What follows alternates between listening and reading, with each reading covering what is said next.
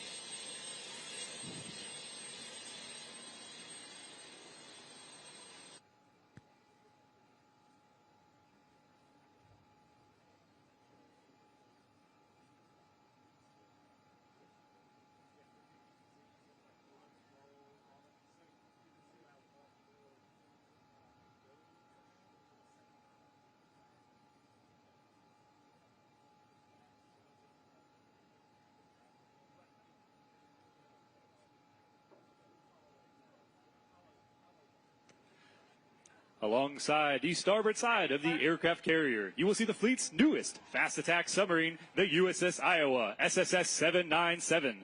Commissioned on April 5th, 2025 in Groton, Connecticut, this submarine is built for longevity, stealth, and high performance.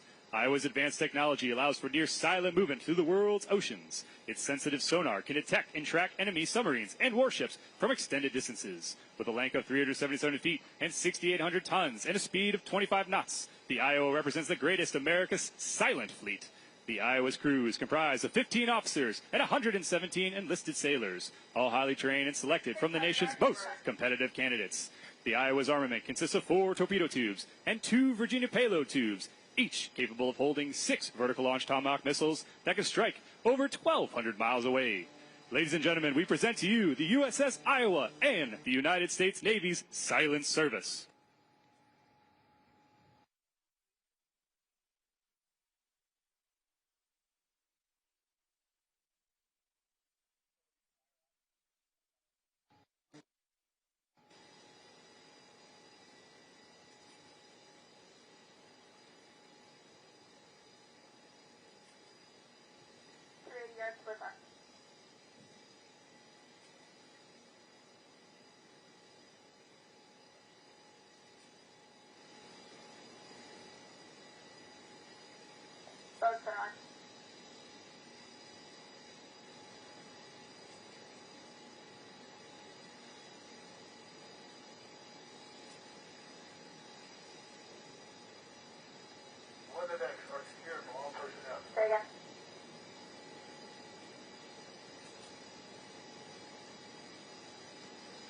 Our next demonstration showcases the impressive firepower capability of the United States Surface Fleet.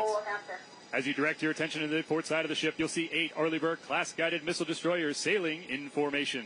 The USS Farragut, the USS Donald Cook, the USS Mason, the USS Delbert D. Black, the USS Ross, USS Cole, USS Neitz, USS Gonzalez, and USS Carney. Each of these powerful warships is manned by 320 of America's finest sailors, highly trained, battle-ready warfighters who embody the skill, spirit, and dedication to make the United States Navy the greatest naval force in history. Their seamless teamwork and unwavering commitment delivering precision firepower upon our nation's enemies from the surface of the sea. Aboard the aircraft carrier, the commander of Destroyer Squadron 2-2 operates as the Sea Combatant Commander for the George H.W. Bush Carrier Strike Group. The Desron commander is responsible for directing each of the destroyers under his command to successfully engage in anti-surface and anti-submarine warfare.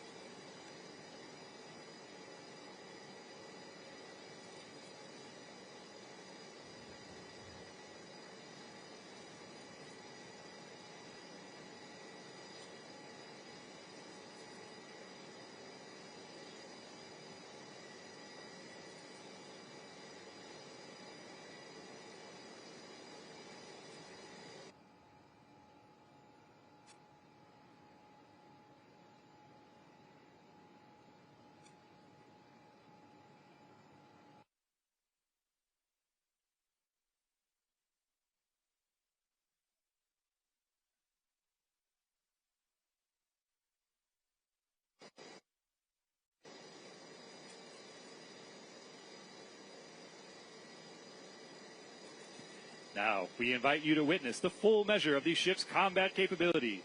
In our first display of firepower, our destroyers will fire the Mark 15 Phalanx close-in weapon system, also known as Sea-Wiz. The Phalanx weapon system provides U.S. Navy ships with an inner layer point defense capability against anti-missiles, low-flying aircraft, UAVs, and high-speed surface craft. The Phalanx weapon system is the only deployed close-in weapon system capable of autonomously performing its own search, detect, evaluation, track, engage, and kill assessment functions. This is the ship's last line of defense, providing a fast reaction, radar-guided, 20mm gun, weapon system that is capable of firing at a rate of 4,500 rounds per minute.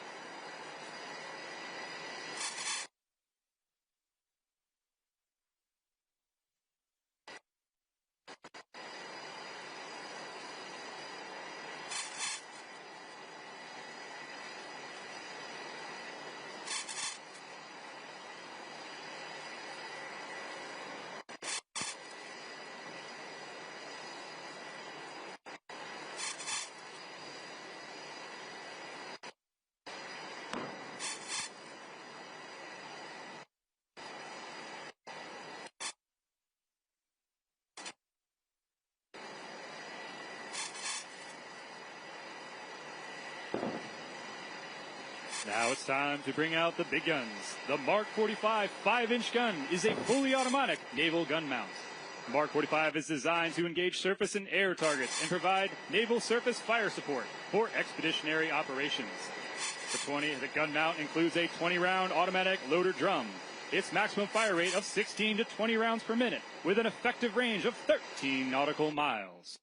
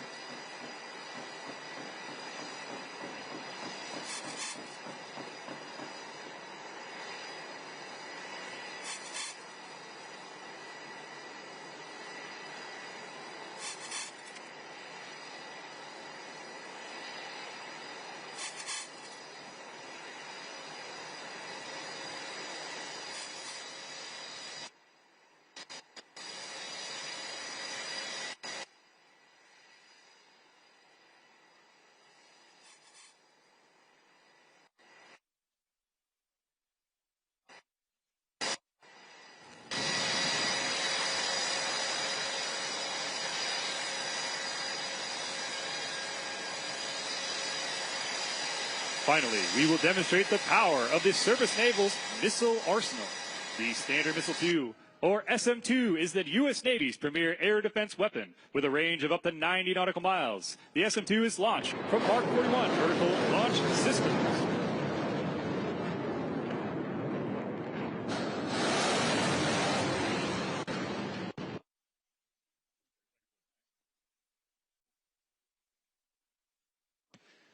This weapon system is an integral part of the Aegis weapon system aboard the Ticonderoga-class cruisers and Arleigh-Burke-class destroyers. Its primary mission includes fleet area defense and ship self-defense, and is using SEAM-active radar guidance to decisively engage and destroy even the most advanced adversary fighter aircraft. One of our ships in company, the USS Carney, recently fired the SM-2 missile in support of combat operations in the Red Sea. On October 19, 2023, the USS Carney was involved in one of the most intense combat engagements by a U.S. Navy warship since World War II. By the end of what became a 10-hour standoff, Carney had shot down 15 drones and 4 land attack cruise missiles fired by Houthi rebels in Yemen. This marked the most intense combat engagement of the U.S. Navy in years. Ladies and gentlemen, your United States Navy Surface Fleet.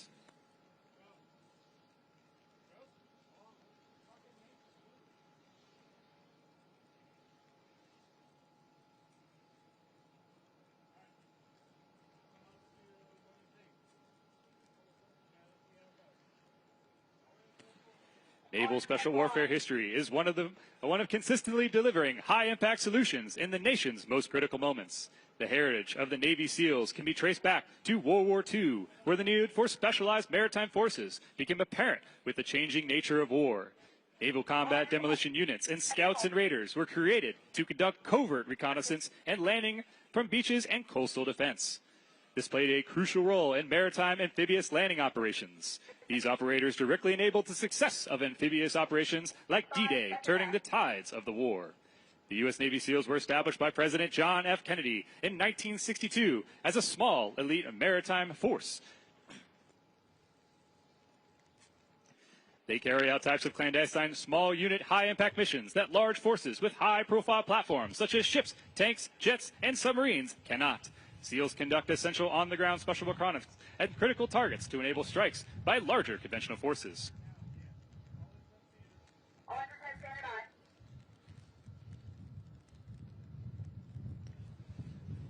Ladies and gentlemen, what you are witnessing is effective integration and interoperability with varying air and maritime and land components that's critical to the SEAL operations. Today's helicopter assault force is relying on a skilled pilot and a crew of Helicopter Sea Combat Squadron 11 to insert them into a target area via fast rope from an MH-60 Sierra helicopter. Fast roping is designed to enable SEALs a rapid insertion into areas of rough terrain or obstacles that would prevent a suitable landing zone. The height of the fast rope is dependent on the target area, but can be held up to 90 feet, the equivalent of a 9-story building, with close to 100 pounds of combat equipment aboard each Navy SEAL operator.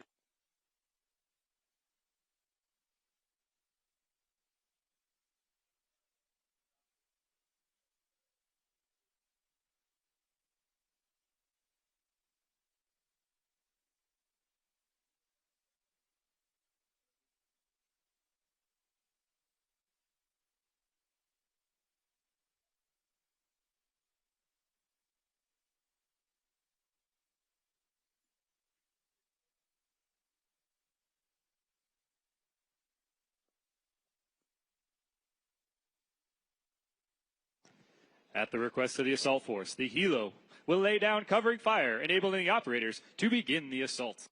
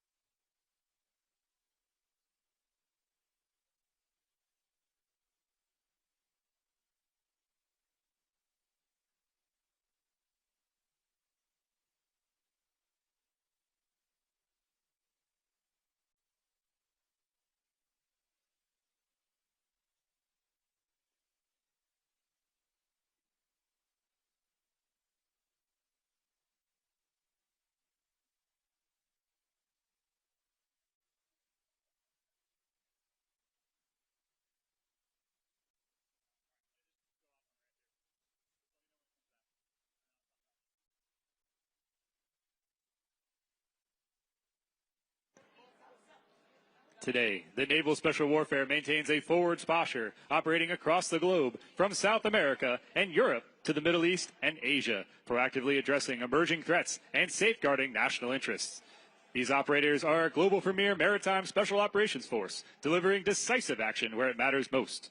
They are trained to operate in the harshest environments, from desert cities to remote coastlines.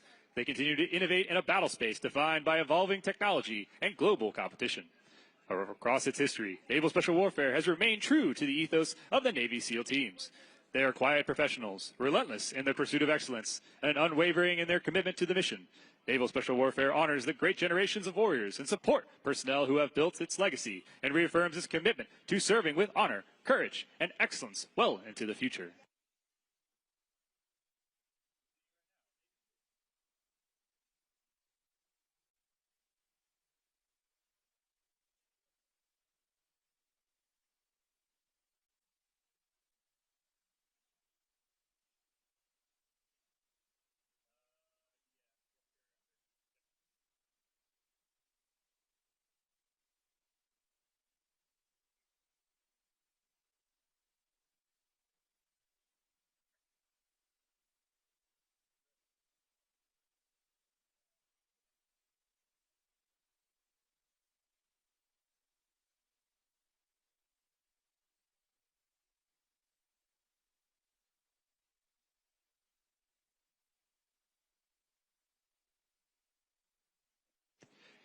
Each Navy SEAL is a force multiplier, a highly skilled warrior capable of operating in remote environments or engaging the enemy in an urban setting. They are experts in close quarters, combat, demolitions, communications, marksmanship, and a myriad of other skills essential for success in the most challenging environments. They are the tip of the spear, the silent guardians, the embodiment of American resolve.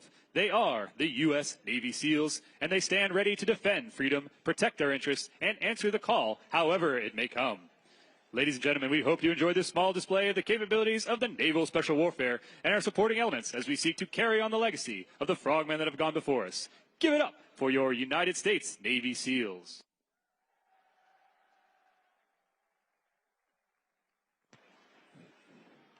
During the Second World War, USS San Jacinto launched Lieutenant Junior Grade George H.W. Bush and his TBF Avenger torpedo bomber from a vast expanse of the Western Pacific. This helped support 58 critical combat missions. Since this pivotal area, the aircraft carrier has remained an indispensable pillar of America's national security, providing vital roles in the conflicts from Vietnam all the way till recent inherent resolve. Today, our Nimitz-class nuclear-powered aircraft carriers represent the cutting edge of naval aviation technology. These mighty vessels launch aircraft using steam catapults, powerful enough to accelerate a 65,000-pound aircraft from 0 to nearly 200 miles per hour in a mere seconds. This represents an extraordinary feat of engineering and precision. After completing their missions, our pilots execute one of the most challenging maneuvers in aviation, landing aboard a moving ship. approaching at the precise degrees of 3.5 degree glide slope from approximately 3/4 of a mile. They aim to catch one of the 3 arresting wires that are only 40 feet apart, offering a total landing area of 80 feet. This narrow margin leaves virtually no room for error.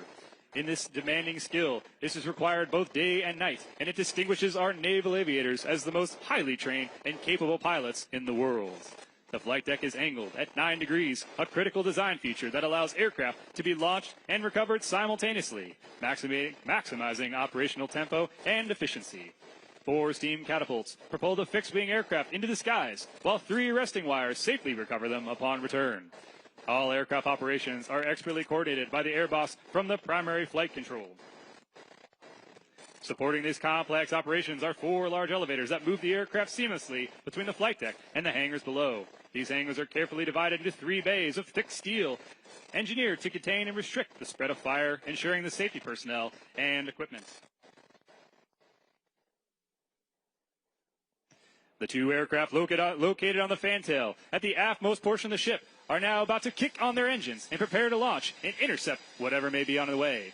We see them taxiing forward to the waste catapults now, where 52,000 pounds of steel will use its own 44,000 pounds of thrust and the impressive power of the carrier's catapult system to go from 0 to up 150 knots in roughly 3 seconds. The USS George H.W. Bush has 4 catapults, 2 on the bow, 2 on the waist. It is capable of launching 1 aircraft every 30 seconds. As you will see, the aircraft will taxi up to the catapult, lower the launch bar into a small shuttle. Behind the nose gear will be attached a holdback fitting from the landing gear to the ship. The holdback bar will hold the aircraft as the pilot runs his throttles to full power. When the pilot is ready to launch, they will give a crisp salute, and the catapult officer will then press the button, who will release the launch bar, and away he goes.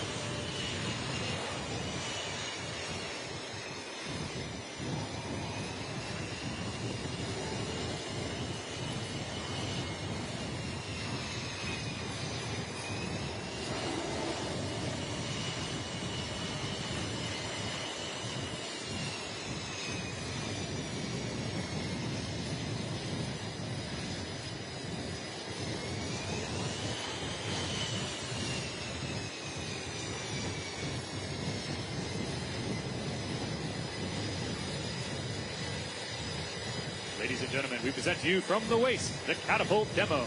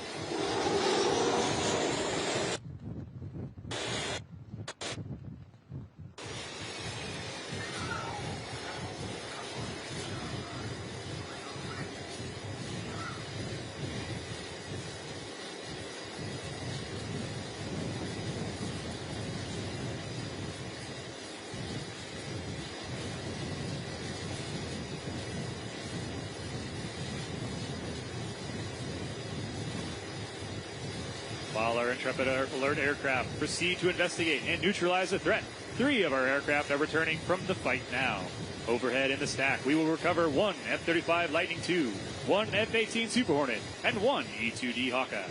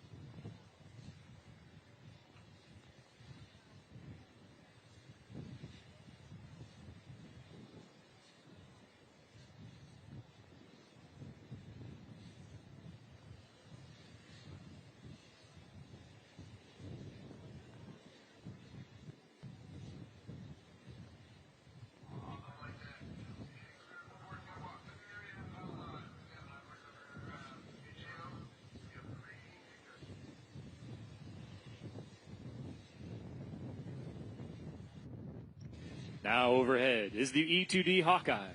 The Hawkeye is the Navy's all-weather, carrier-based tactical battle management, airborne early warning, command and control aircraft. The E-2D is a twin-engine, 5-crew-member, high-wing turboprop aircraft with a 24-foot diameter radome attached to the upper fuselage. The Hawkeye is our eye in the sky. The pilots will manage this aircraft to touchdown in the landing area, or LA, a small piece of steel roughly 100 feet wide, and with a wingspan of nearly 80 feet, there is not much room for error. Here, the E-2D pilot would demonstrate the power of the E-2D's engines and look to take back off again in only a few hundred feet.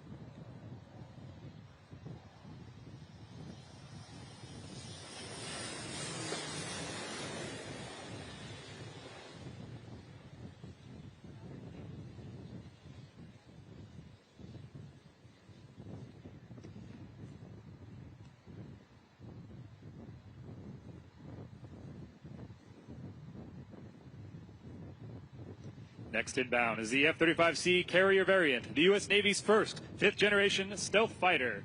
This cutting-edge aircraft marks a historic leap in naval aviation, bringing radar-evading stealth technology to the carrier deck for the first time in naval history. The F-35C sets new standards in weapon system integration, lethality, maintainability, combat radius, and payload, delivering a true multi-mission power projection from the sea. It pairs fifth-generation survivability with major advances in network-enabled mission systems, reliability, and interoperability. Designed as the first day of the warfighter, the F-35C is built to dominate both air and surface threats while surviving the most challenging threat environments of today.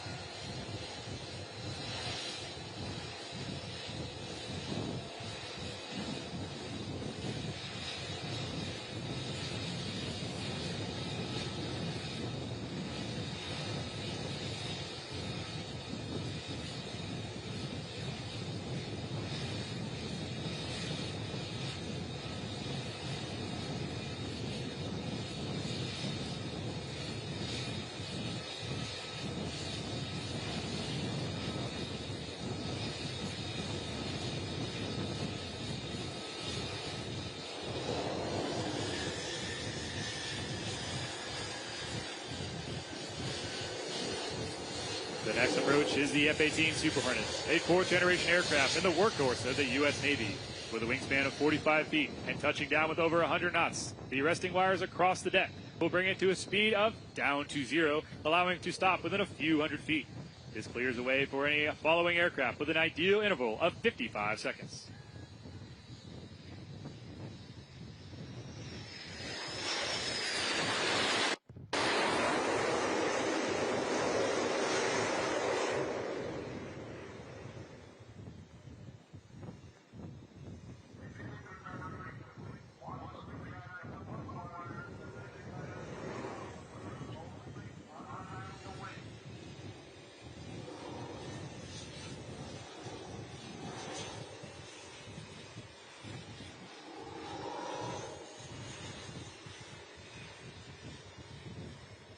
Ladies and gentlemen, we'd like to now recognize the hard-man equipment that are working on the flight deck operations to make the flight ops possible on an aircraft carrier.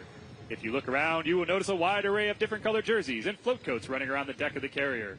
These are the people that make things happen out here on a day-to-day basis. They are the reason the George H.W. Bush Strike Group team can achieve our full combat capability anytime, any place. These are just a few of the people that make the aircraft carrier flight operations possible. The true strength of the Carrier Strike Group comes from the dedicated men and women who work tirelessly to maintain these impressive machines every day. Our next demonstration will be an F-18 organic refueling capabilities. Here you will now see an aircraft coming into the pattern who is operating on a low fuel state and will be forced to discontinue his approach.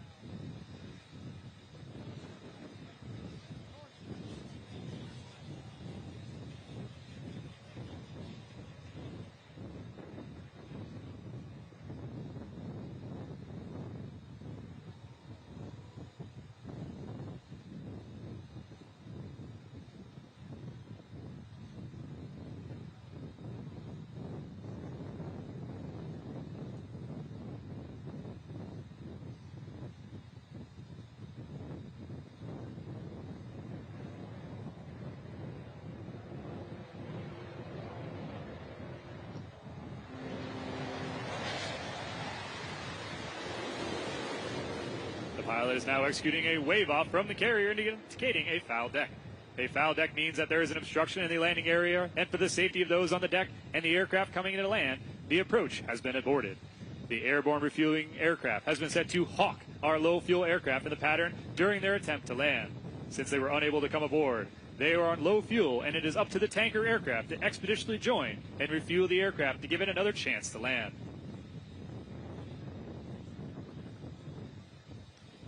If you follow the path of the low fuel aircraft on the port side of the ship, you will see the tanker setting up in position to set up for air-to-air refueling. Now it is up to the pilot with the low fuel aircraft to steel his nerves and execute a precise and controlled connection, inserting the refueling probe into the drogue basket of the tanker aircraft and flying a perfect formation to hold in basket and to receive enough fuel for another chance to land. Organic tanking has made it possible by the F-18 and has made Navy's operations in hostile theaters without divert airfields possible for the last two decades. This ensuring safe aircraft recovery and extends the operational range of the F-18 for long-range strikes.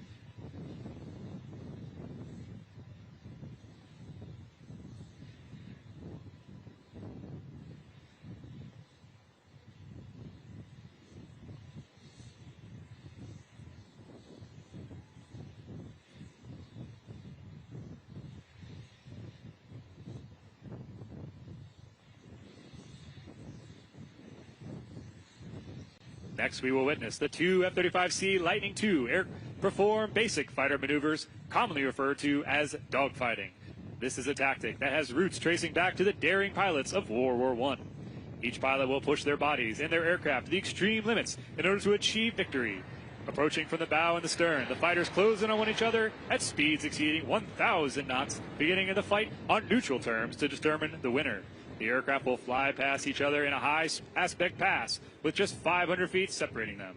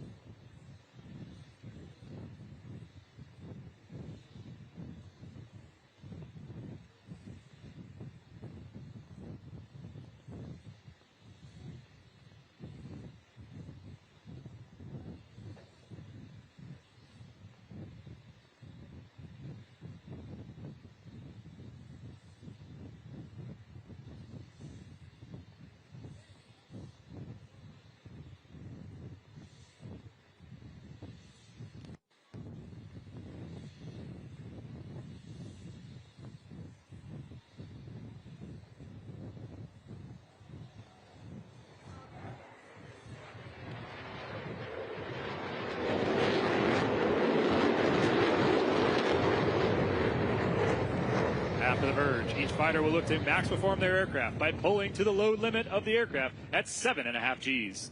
As they raid around and approach the next merge, each fighter is looking to cue and employ both the AIM-120 and AIM-9X missiles to take out their adversary and win the fight. Both fighters in a similar aircraft will look to capitalize on errors made by the other pilot to gain the offensive position. The fighters are now approaching the second neutral merge. One aircraft has decided to execute a nose-high maneuver and gain a positional advantage. Preparing to employ the AIM-120 to kill their adversary, they will open their weapons bay doors, and the fighter that has a positional advantage will max perform to get them behind their adversary and maintain the offensive position. After employing both the AIM-120 and the AIM-9X, the offensive fighter will not maneuver to execute a gain attack on their adversary in an attempt to gain a 1v1 engagement victory.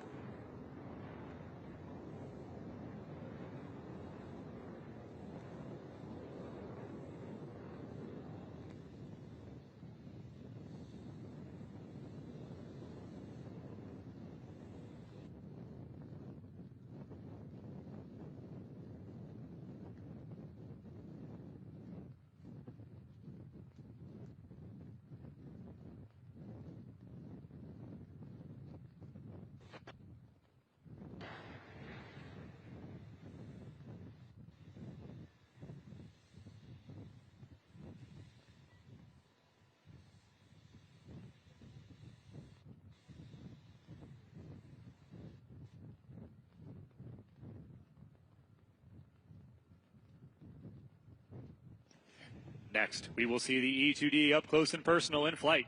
The E-2D is the Navy's premier carrier-borne, airborne early warning asset. It provides impressive radar detection ranges and works alongside the rest of the carrier's troop as the eye in the sky. Maintained atop the fuselage, you can see a large rotating dish. This is a powerful APY-9 radar that allows the E-2D to maintain situational awareness to the battle space. It plays a critical role in ensuring the carrier strike group defenses.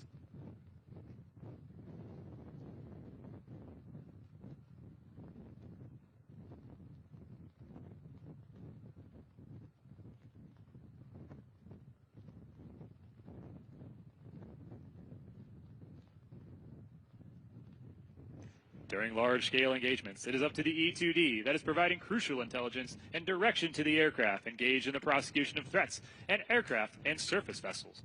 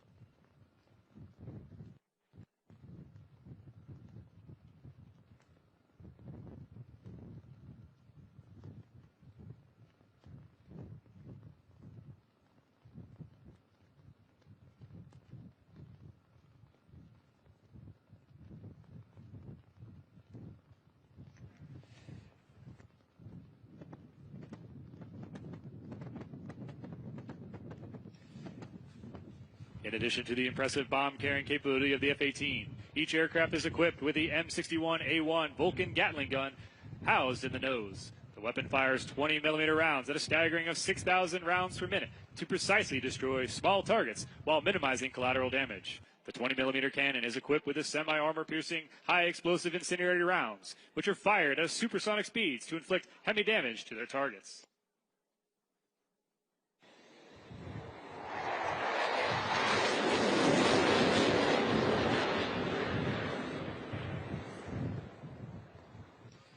Each aircraft will execute a well-honed strafe pattern, diving at nearly 30 degrees straight at the target and unleashing the Vulcan's firepower in a demonstration of the F-18's ability to prosecute targets even when all bombs are expended.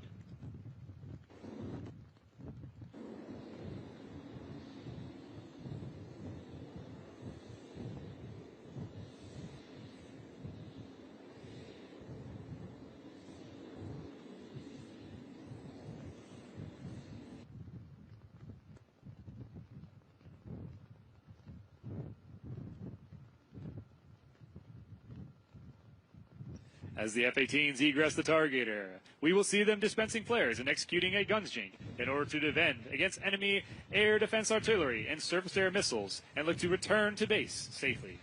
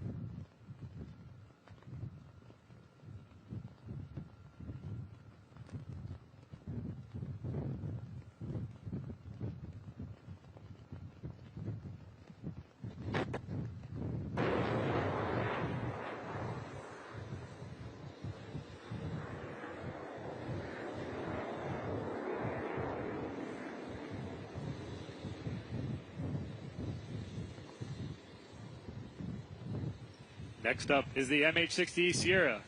The Sierra is the Navy's multi-mission workhorse helicopter. It has 2 auxiliary fuel tanks, and it can stay airborne for about 4.5 hours, about 2 hours without it. Its max speed is 180 knots. It can carry up to 23,000 pounds and 55 pounds of internal fuel. For special operations support, the MH-60 Sierra can insert and extract Navy Special Warfare personnel by fast roping or static line, as well as free-fall parachute. It also provides ISR capabilities, sniper overwatch, JTAC support, and the helicopter visit, board, search, and seizure for maritime interdiction. The armament for the MH-60 Sierra includes the GAU-21 50 caliber gun with nearly 2-kilometer effective range of M24 7.62 millimeter guns with an effective range of 1,100 meters. When fully armed, the MH-60 Sierra can carry up to 8 AGM-114 Hellfire missiles with an 8-kilometer reach and 20-millimeter 3-barrel M197 Gatling gun with up to 38 rounds of unguided 2.75-inch rockets. Using the digital rocket launcher, this platform can fire precise rockets at about 5,000 meters. Here we will see the Sierra make 3 total approaches off a notional target off our port side, first employing their unguided rocket payload before circling around the ship at the end of the run. And now returning over the right shoulder, we'll see a combination of 20-millimeter machine guns, unguided rockets, and lastly, they will depart to the north prior to returning to suppress the area with crew surveying weaponry with 50 caliber machine guns to ensure target destruction.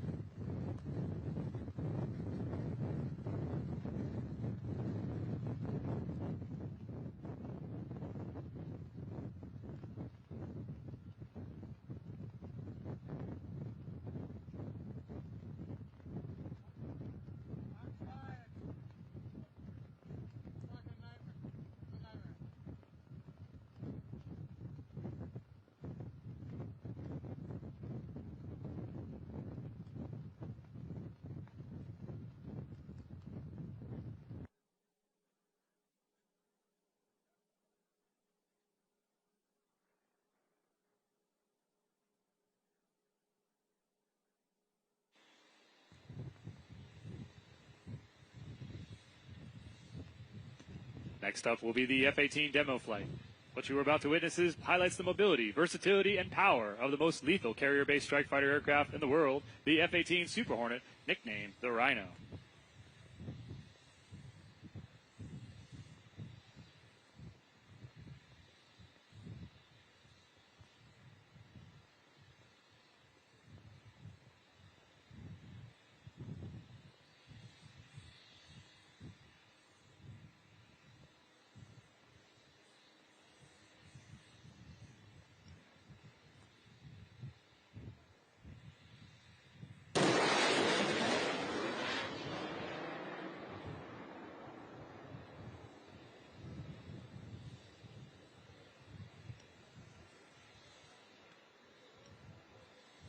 The F-18 pilots are now setting up for the minimum radius turn to the tail stand.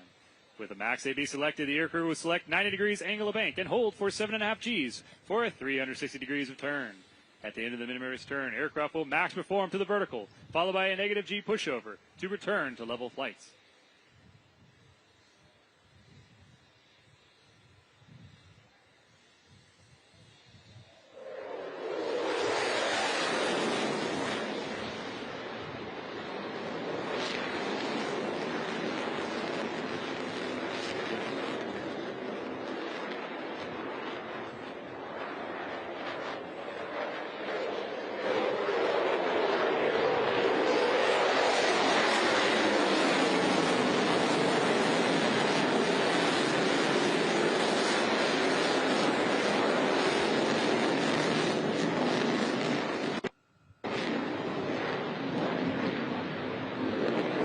Pilots are now setting up for the square loop.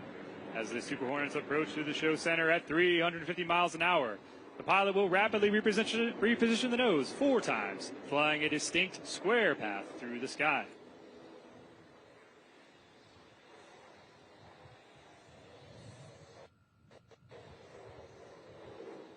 Ladies and gentlemen, from the left, the square loop.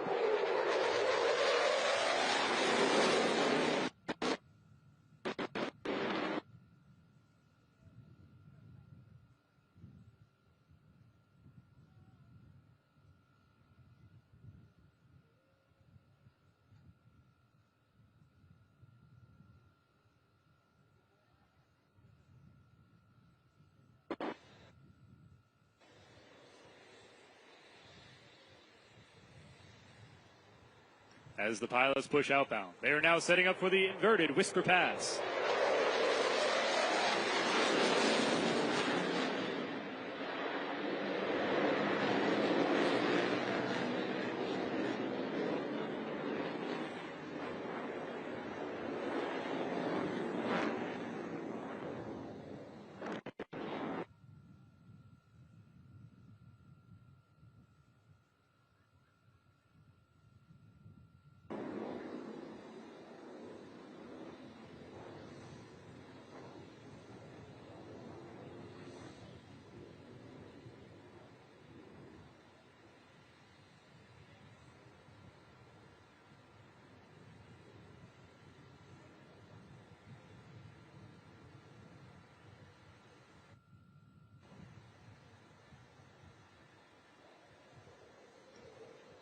Ladies and gentlemen, make your cameras ready. The F-18 is now setting up for their final maneuver, their photo pass. The aircraft will pass show center at a 90-degree angle of bank and 200 feet and in maximum afterburner.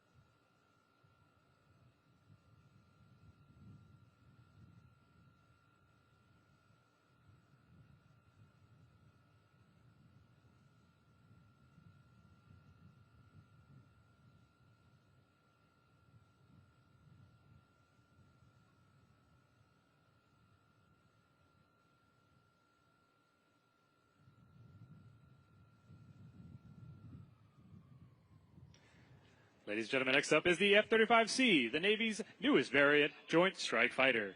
It is the only fifth-generation aircraft in the Navy's inventory and combines stealth with sensor fusion. The C model differs from other F-35 variants with its larger wings, increased fuel capacity, added ailerons, and enhanced landing gear, giving it the unique ability to launch and recover from the aircraft carrier at sea. Serving as the pilot today for the demo will be Lieutenant Underdown, call sign BAM, from Virginia Beach, Virginia.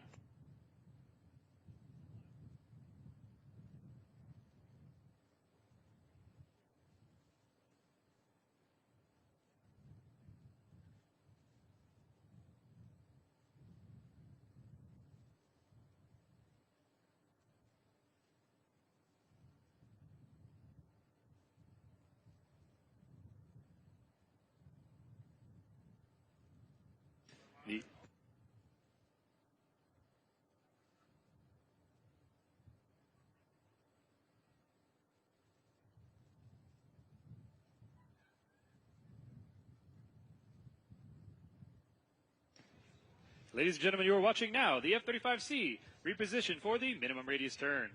As you're watching this, you will see that he was pressed in his seat at 7.5 times the force of gravity. To put that in perspective, during this maneuver, BAM's body weight will feel close to 1,500 pounds.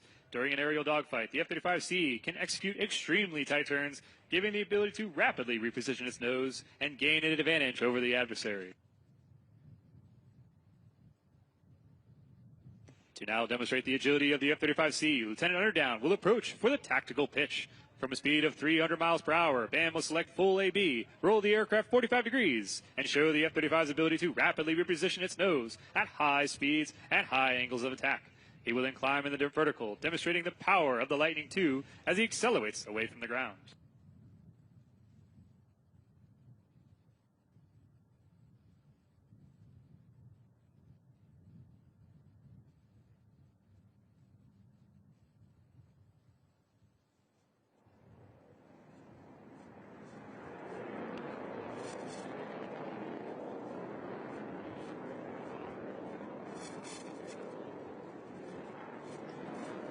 The F-35 will now set up for the high-speed pass. Pulling 6 Gs back toward showline, he will then approach show center at 300 feet and 0.95 Mach.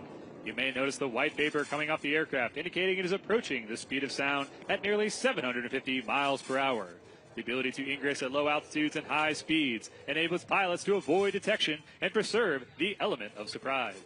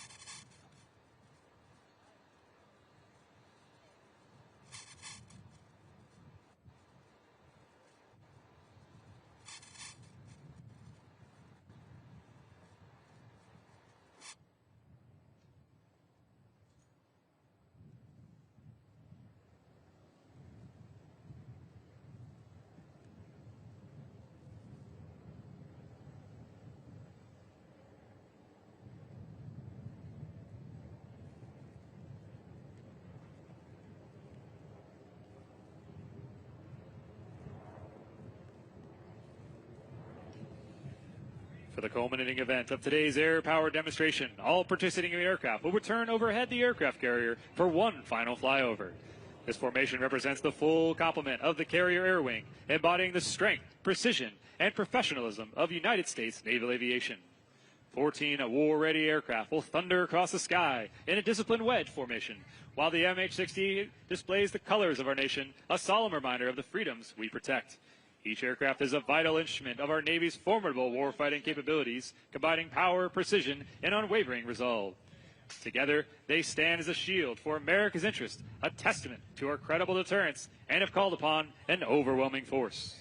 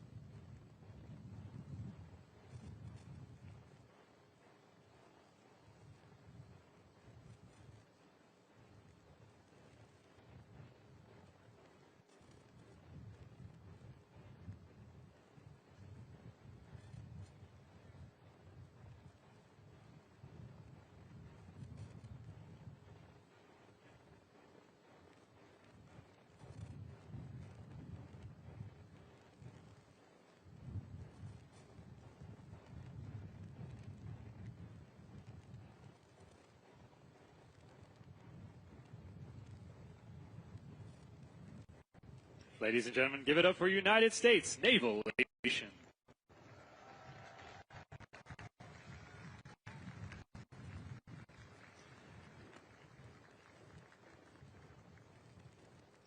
Ladies and gentlemen, as we conclude today's sea power demonstration, we stand united in awe and gratitude for United States Navy, a force forged in the crucible of history and the stalwart defender of American freedom for over 2 centuries.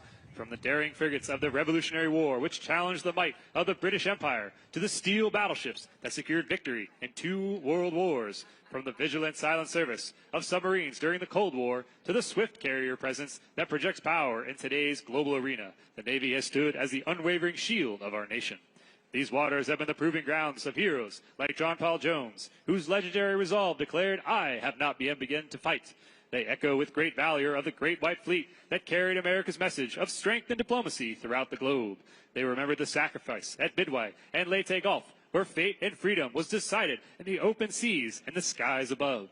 Today, as we witness the might and precision of this modern fleet, we honor the generations of sailors who have answered the call to defend liberty and uphold justice. Their courage, skills, and dedication have preserved the peace and prosperity we cherish. To the men and women of the United States Navy, you are the inheritors of this proud legacy, the embodiment of America's promise to stand vigilant and strong against our nation's enemies. We salute your unwavering commitment, your honor, and your sacrifice. May your sails always catch the winds of victory. May your watch be ever steadfast, and may God bless the United States Navy and the United States of America.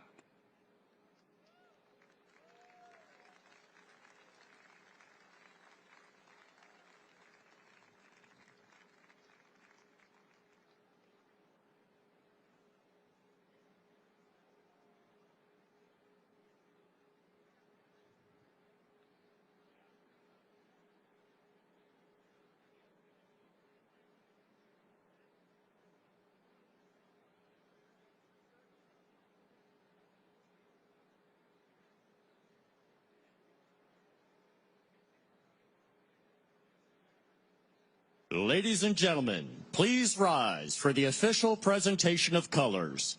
The color guard is represented by members of the Navy Ceremonial Guard.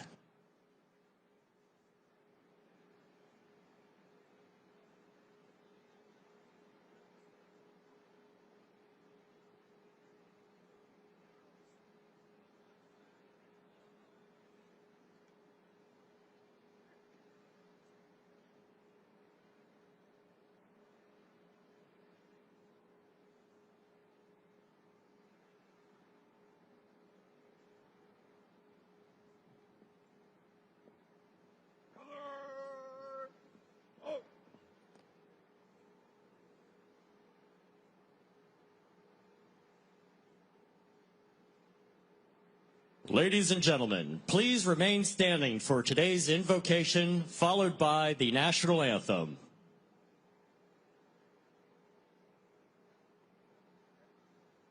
Ladies and gentlemen, please welcome Pastor Rob Hess.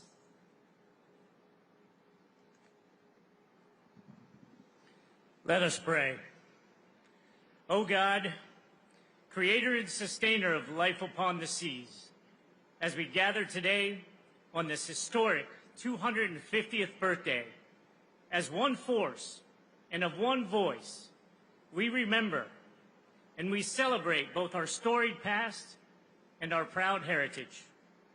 With the origins of the Navy predating our independence, our Continental Congress knew that a fleet of sufficient force was necessary for protection of our colonies and even for freedom itself.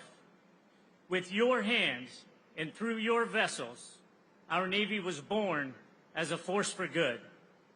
Today, we celebrate one another, sailors and Marines who are the lifeblood of our force and the heart of our birthday celebration. And we are deeply grateful for all our shipmates, past and present, who have thrown themselves upon the sea again and again in the service of our great country and the finest, most powerful Navy and Marine Corps the world has ever seen.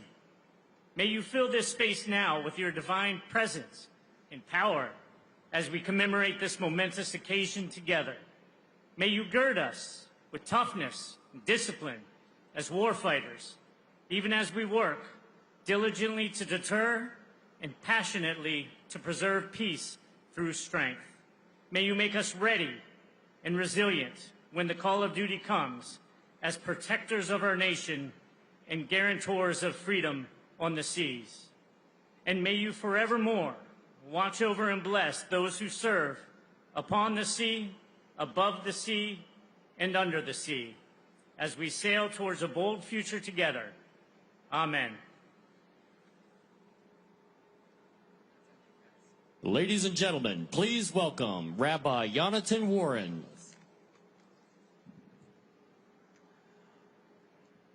We come together now to acknowledge and memorialize those who came before us.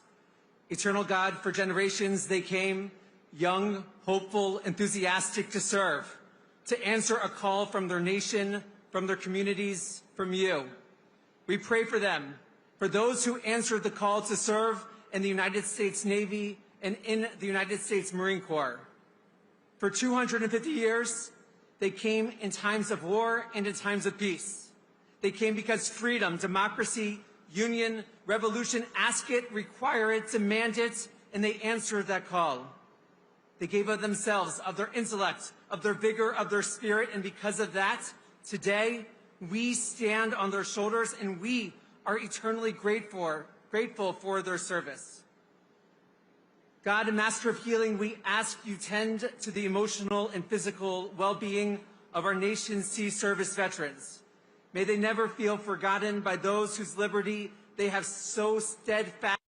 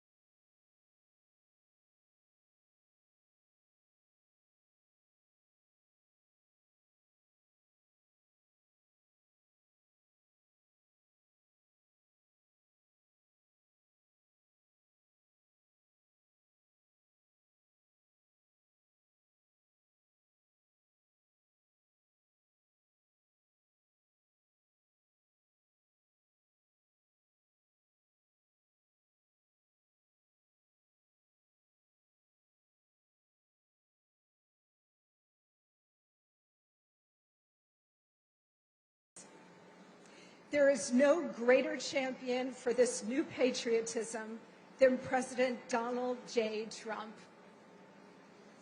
I am so honored to be part of our national birthday party and to join with all of you in welcoming our exceptional Commander-in-Chief here today with the kind of tremendous reception he so greatly deserves. We are now in a moment in our history when, thanks to President Trump, we are turning the tide again, just as the revolutionary generation that founded our great Navy did.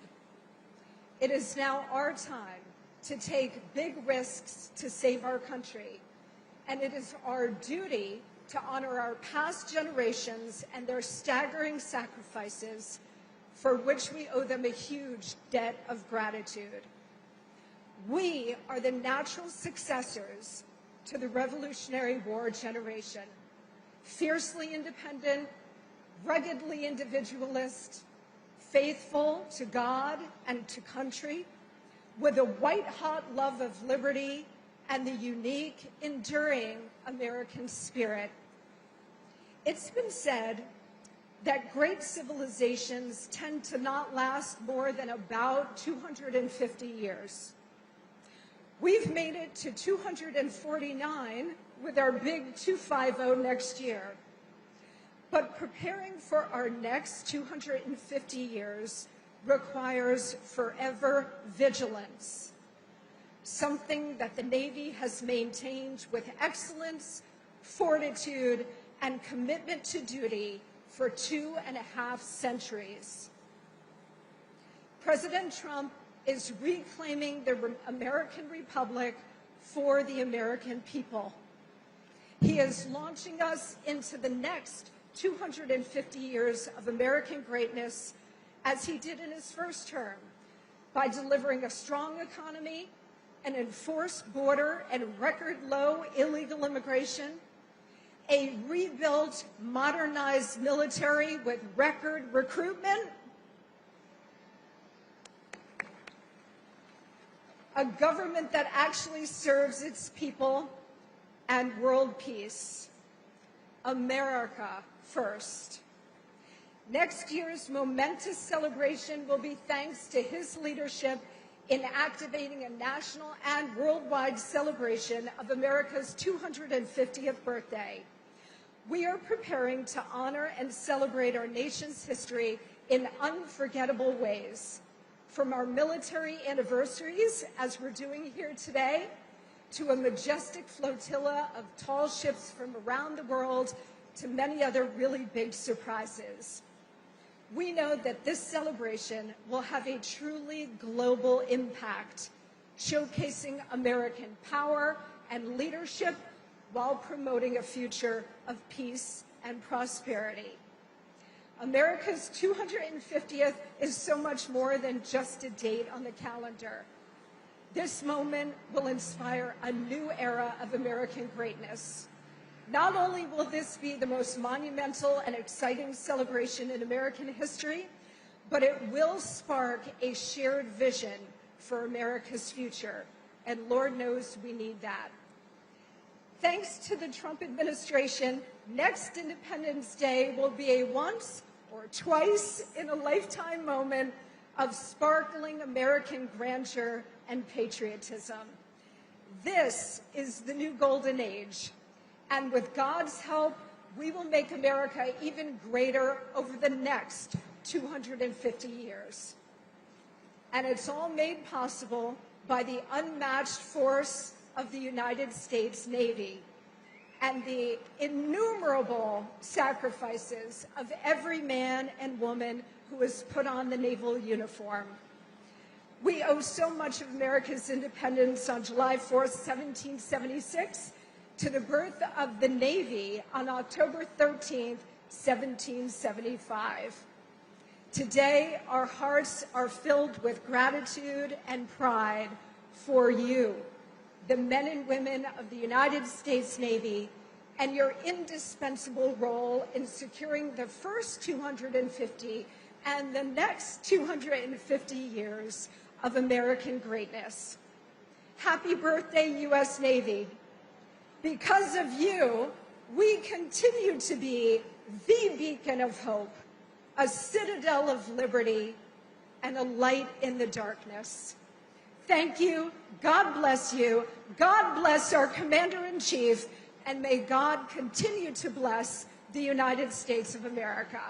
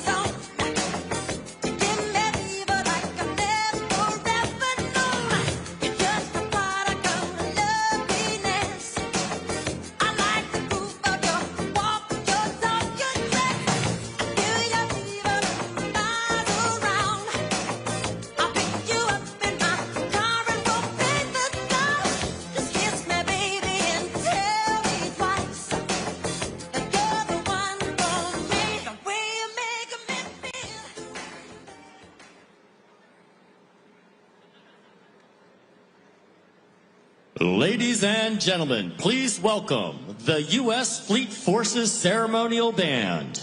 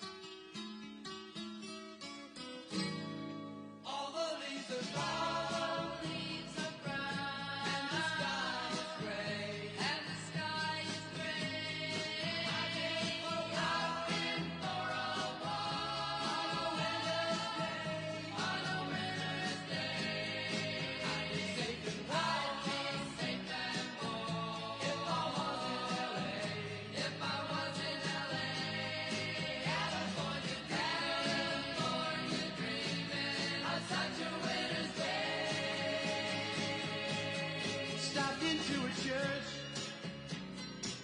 I passed along the way. Well, I got down on my knees and I pretended to pray. You know the preacher like to go. He knows I'm gonna stay.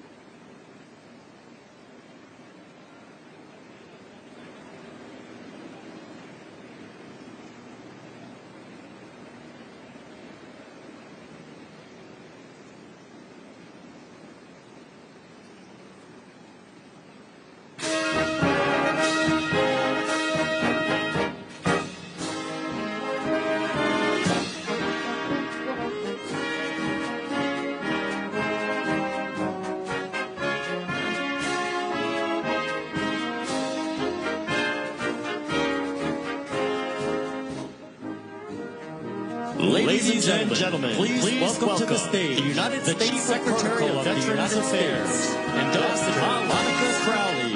Ladies and gentlemen.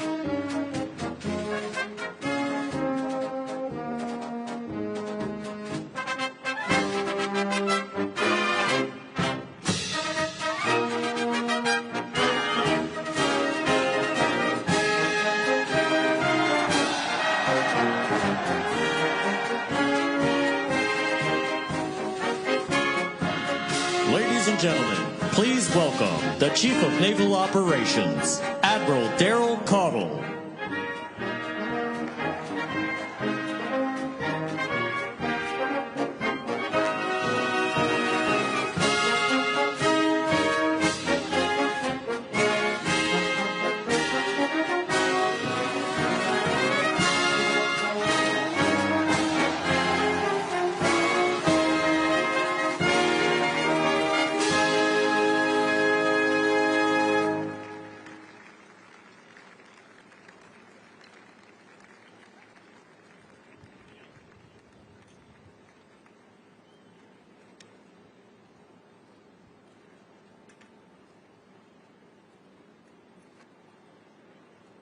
Ladies and gentlemen, please welcome to the stage the United States Secretary of the Navy, John Phelan.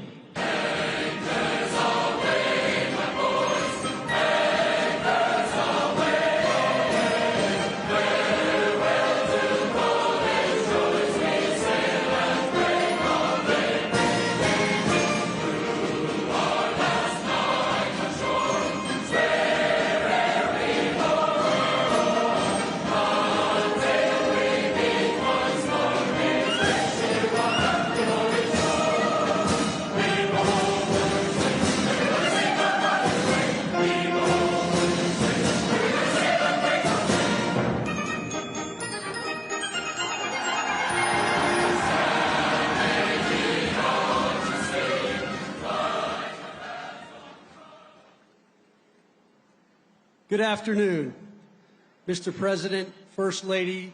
As always, it's great to see you. Mr. President, thank you for your leadership and support of our nation's armed forces.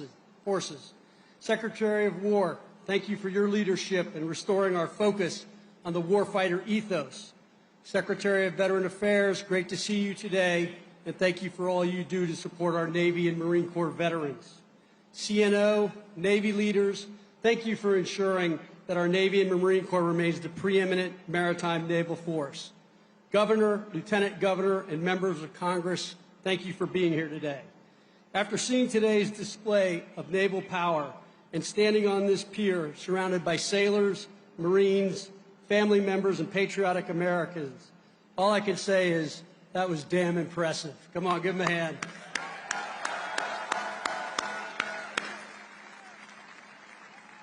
Bravo Zulu to the sailors that participated in today's sea demonstration. It is the honor and privilege of my lifetime to serve as your 79th Secretary of the Navy, especially as we kick off the Navy's 250th birthday celebrations. Thank you, President Trump, for your trust and confidence in me.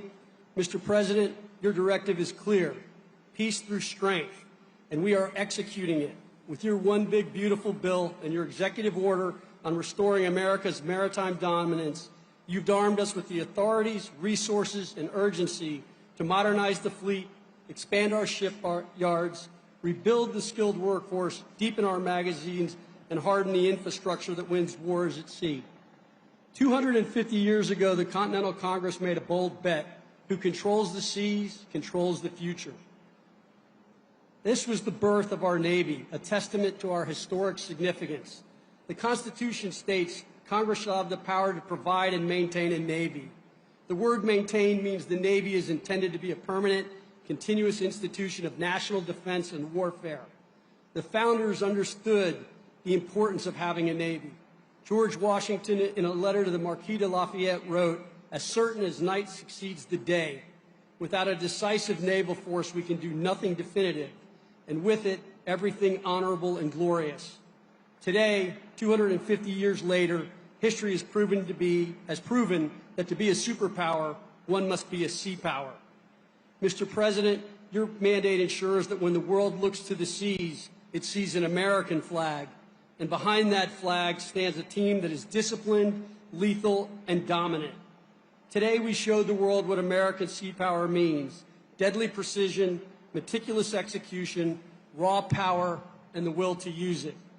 Secretary Hegseth, we are restoring the warrior ethos to this department of the Navy, not by slogan, but by performance. The Truman, right here beside me, sustained more than 50 days of Tomahawk launches and precision airstrikes to degrade Iran-backed Houthi capabilities and protect commercial shipping during Operation Rough Rider. There are many, many missions that we are operating and executing on very well, including choking off cartel cash flows. Between Operation Atlantic and Pacific Watch, we've seized over 450 metric tons of cocaine worth more than $11 billion. These seizures represent lives saved. All these operations show us our fleet is ready to answer the nation's call 24/7, 365. The remarkable success is a testament to the bold vision of President Trump, whose leadership has ignited a renewed sense of patriotism, inserting more Americans to serve. I'm happy to say the Navy broke its recruiting record 4 months early, so help is on the way for the high operating tempo you've been living through. To our Marines standing in the line with us, your grit and discipline give us a fighting force no adversary can match. Warfighters, you are the backbone of this maritime strength, keeping our nation safe and secure and prosperous. You prove every day freedom isn't free. President Trump thanks you. Secretary Hegseth thanks you. I thank you, and your country thanks you. We appreciate the sacrifice you and your families make, and we value your unwavering commitment to the mission. Sea Power is a family business. Your sacrifices are not unnoticed, and they are deeply appreciated. They may wear the uniform, but you share the honor, and we share the pride. God bless you, God bless our Navy and Marine Corps, and God bless the United States of America. Thank you.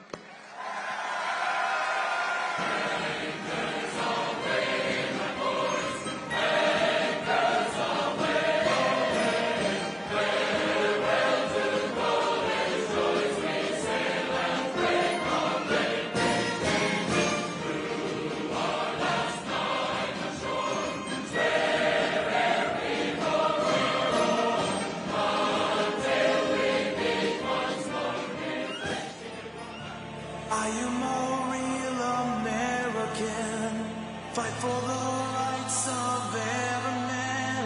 I am a real American, fight for what's right, fight for your life.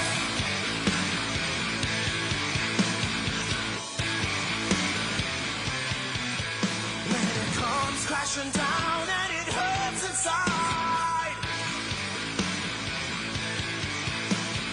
gotta take a stand, it don't hurt to hide.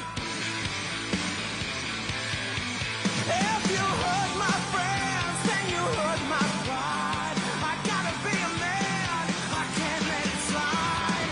I am a real American, fight for the rights of every man. I am a real American, fight for what's right, fight for your life.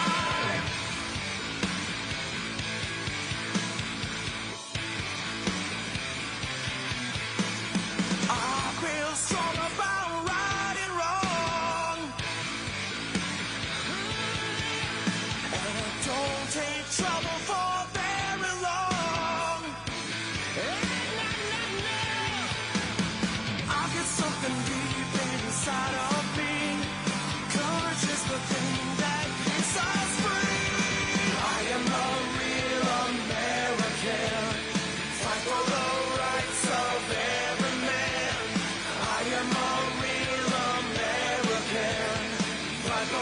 what's right. Fight for your life. I am a real American.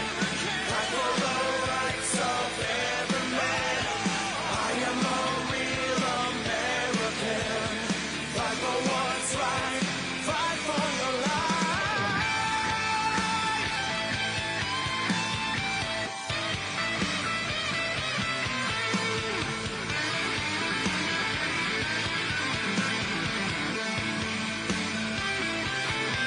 If you hurt my friends, then you hurt my pride. I've gotta be a man, I can't let it slide. I am a real American. Fight for the rights of every man. I am a real American. Fight for what's right. Fight for your life. I am a real American. Fight for the rights of every man. I am a real American. Fight for what's right. Fight for your life. I am a real American. Fight for the rights of every man. I am a real American. Fight for what's right. Fight for your life. I am a real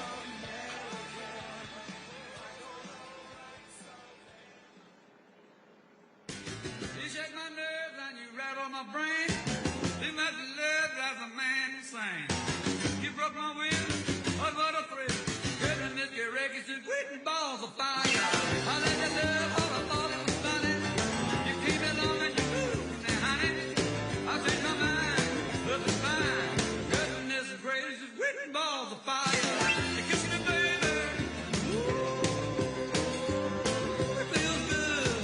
Hold me, baby. Girl, just let me love you like a lover should.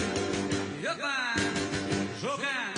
I'm gonna tell this world that you're mine, mine, mine, mine. I see my nails and I play on my thumb. I'm real nervous, but it sure is fun. Come on, baby, you drive me crazy. The goodness gracious, whipping balls of fire.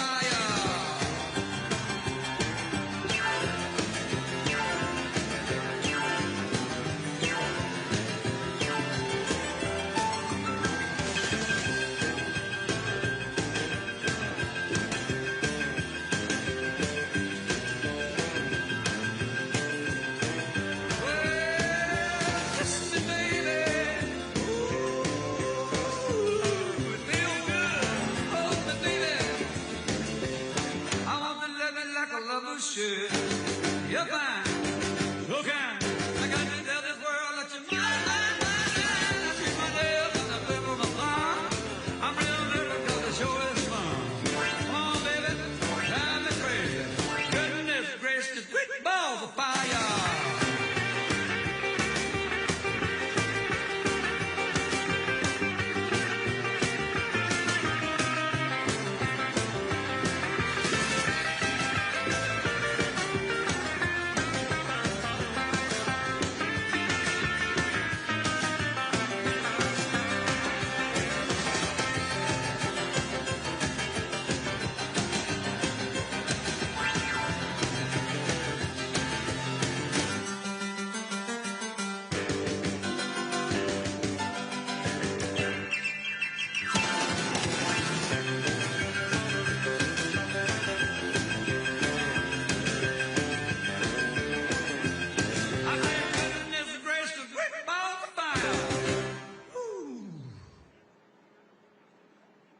Ladies and gentlemen, please welcome to the stage the United States Secretary of War, Pete Hegseth.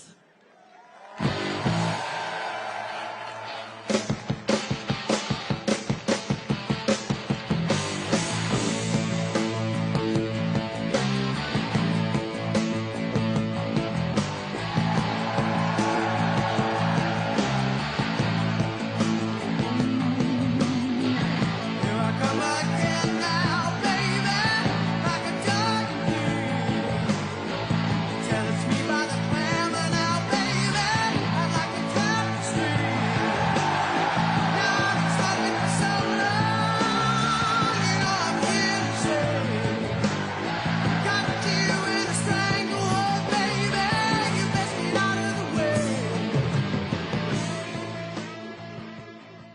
My goodness. Well, good afternoon. How we doing, sailors?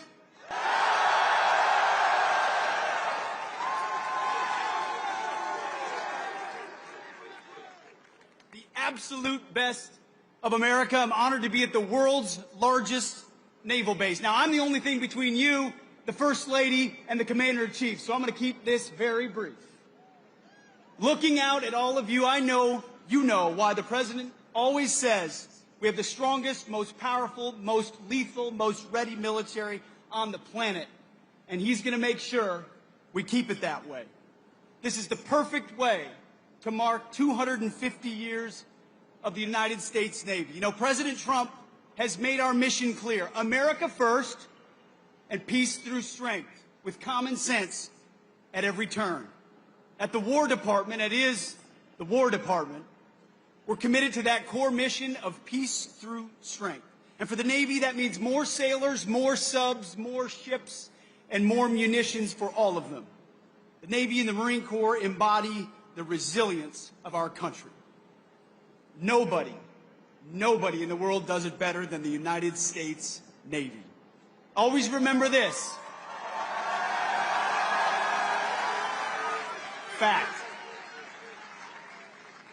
You are not civilians, you are different. Sailors, SEALs, Marines, you were set apart for a distinct purpose. Your diversity is not your strength. Your strength is your unity of purpose, your shared mission, your love of country.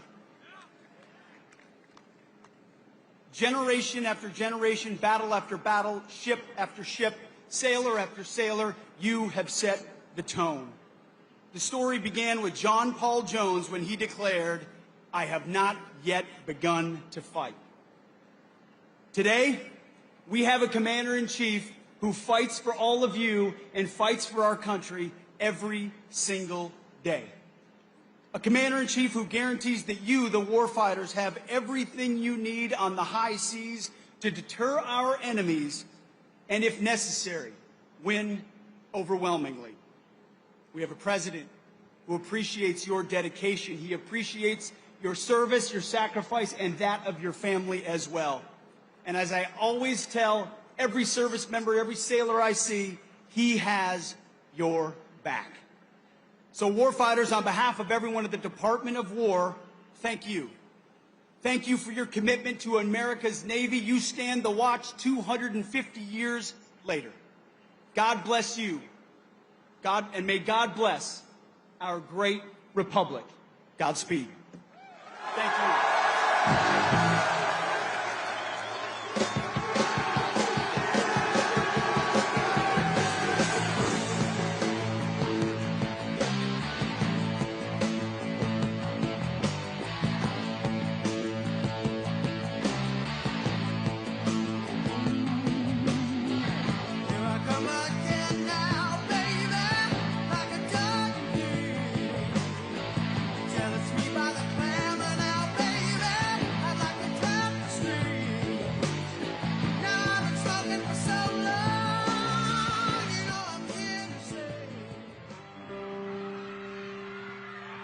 Oh, I wish I was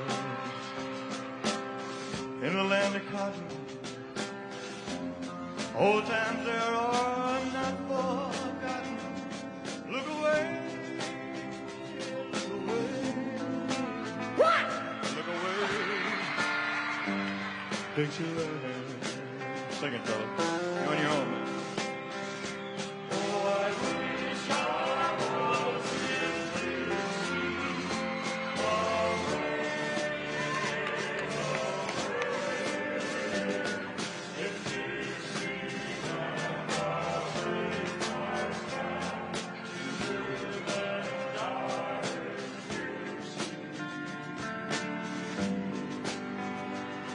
For Dixieland, I was born early, Lord, one frosty morn. Look away, look away, look away, Dixieland. Glory, glory, hallelujah.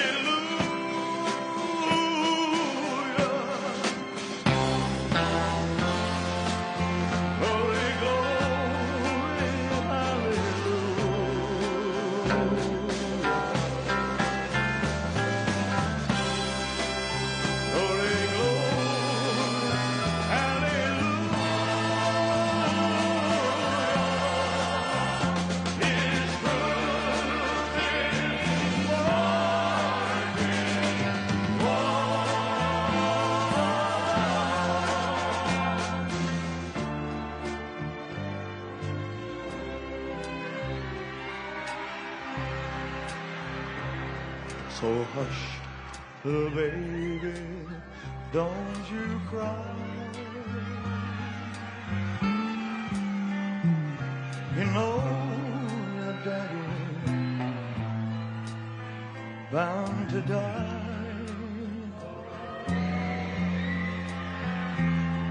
but all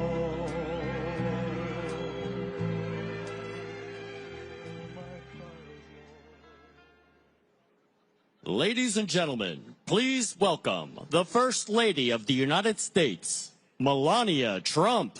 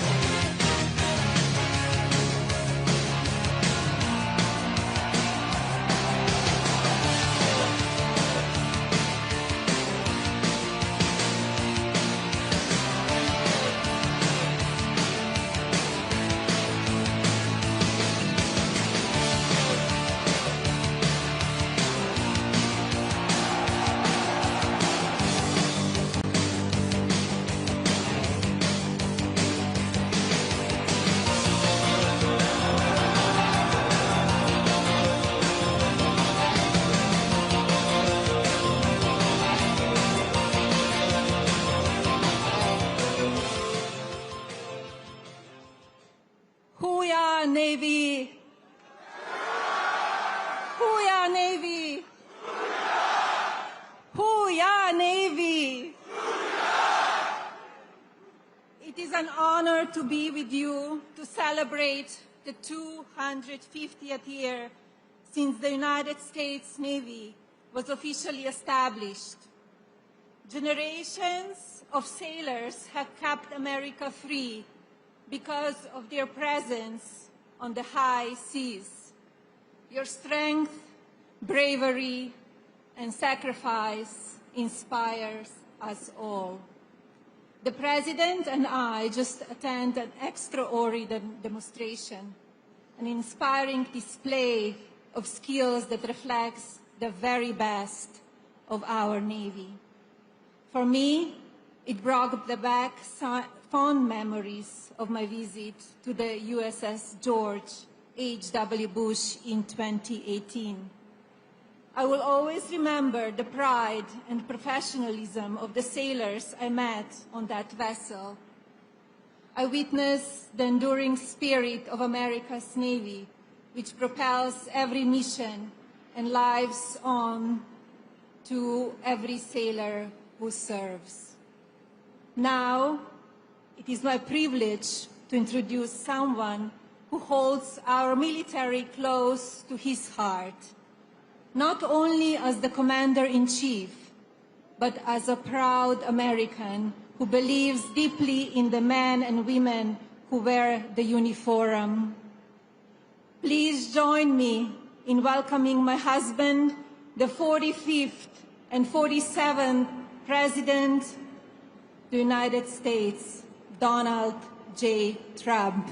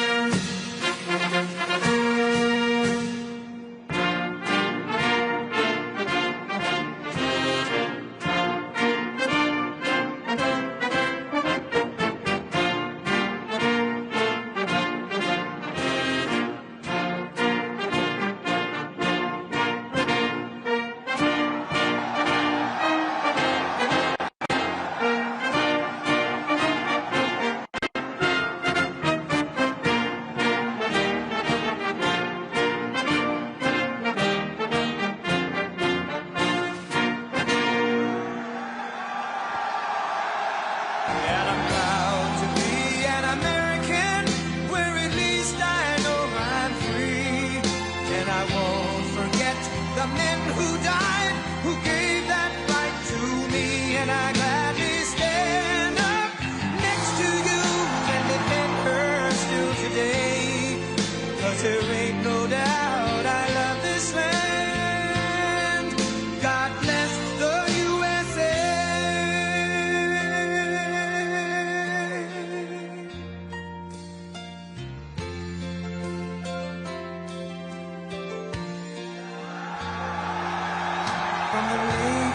Minnesota to the hills of Tennessee, across the plains of Texas, from sea to shining sea, from Detroit down to Houston and New York to LA, where there's pride in every American heart, and it's time we stand and say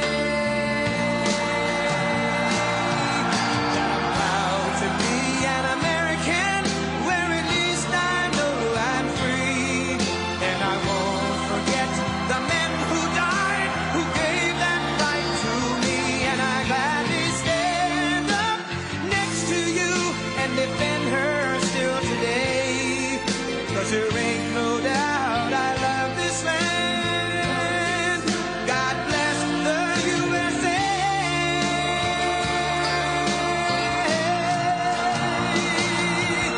And I'm proud to be an American, where at least I know I'm free, and I won't forget the men who died, who gave that right to me, and I gladly stand up next to you and defend her still today, 'cause there ain't no doubt I love this land.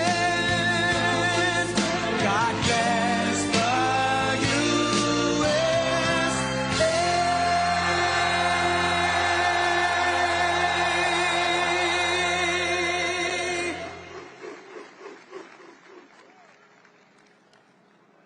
God bless the United States Navy.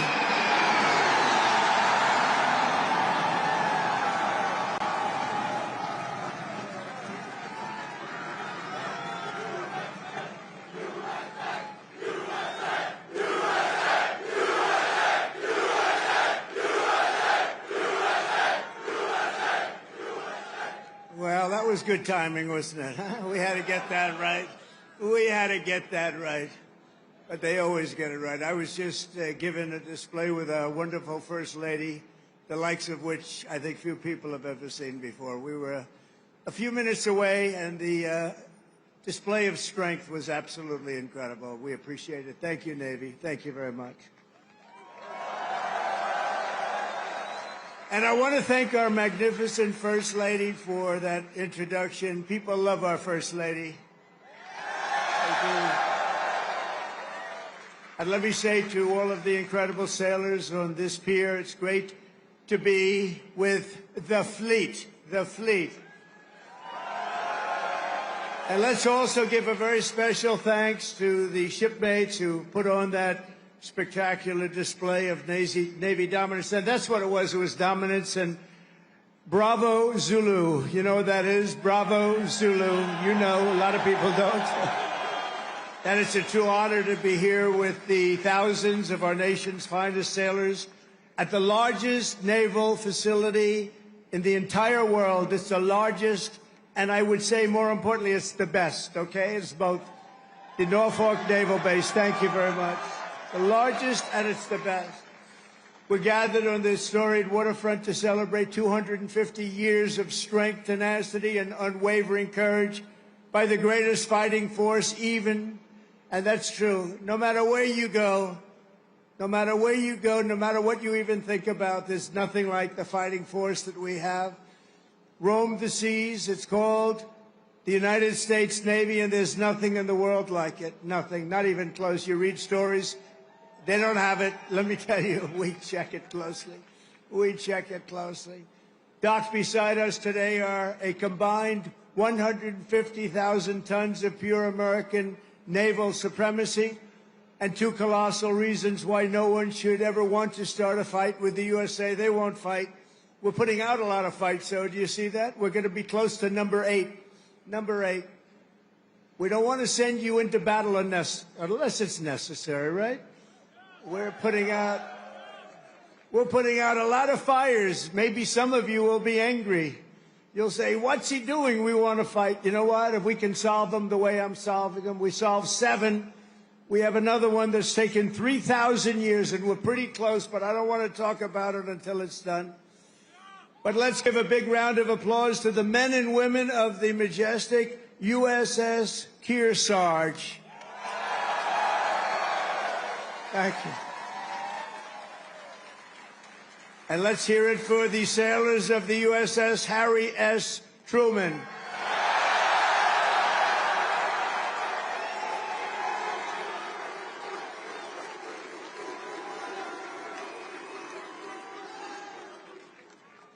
Those who call this carrier home live by a motto that captures the spirit of America's Navy. It's very simple. The words, give 'em hell, and we do give 'em hell. For 2.5 centuries, that is what every generation of American sailors have done. You've conquered raging oceans and braved ferocious storms to vanquish America's enemies on the high seas and distant shores. You've beaten mighty warships into twisted wrecks of steel. You've splintered vast armadas and sent the mangled pride of empire sinking into oblivion. You've surged the waters thick and danger, blood, brine, and through it all the United States.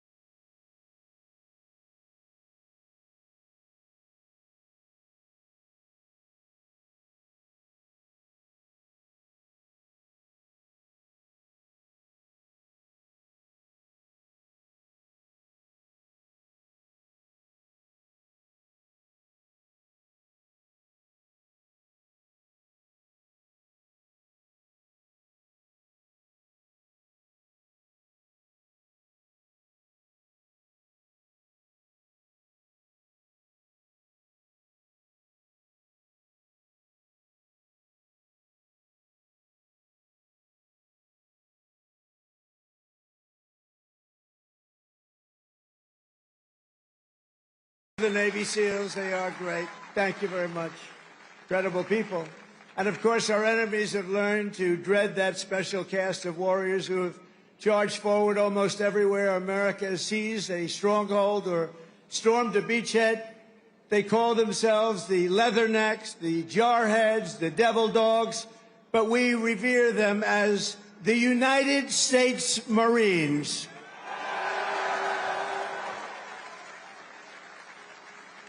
Incredible people. Incredible people. With us today are some of those who have led these exceptional men and women. They've led them like nobody else. And I'll tell you, a person I'm very, very proud of, he has stepped up and he's hitting home run after home run. They love him. I want to introduce again a man who's just exceptional. I'm so happy with this choice. Secretary of War Pete Hegseth. Thank you, Pete. Doing a job. I said, Pete, what do you think? You know, we used to call it Secretary of War, the Department of War, the War Department. Now we call it Defense. And I don't know, would you ever want to, you know, we won World War I. We won World War II. We won everything in between. We won everything before. And all of a sudden they decide to change the name. They went woke then, too, you know. Woke is a long-term word. I said, what do you think about changing it to the Department of War? He said, I love it, sir. And that was about the end of it, right? That was the end of it. Thank you, Pete. Great job. He's a great leader. Also, Secretary of the Navy, a very, very successful man. He gave it all up to do this, and we're designing more ships. We have more ships being built shortly. We're going to have more great ships being built than we've ever had being built in the history of the Navy. John Phelan. John, thank you. Great job, John. He made a lot of money in the private sector, and I said, you want to do this, John? We need a lot of ships, so we need them fast. And he said, I want to do it. He gave up a lot, gave up everything to do this. But he's loving it, and he's doing a fantastic job. Chief of Naval Operations, Admiral Darrell Caudle. Admiral, thank you. Great job. Rear Admiral Gavin Duff.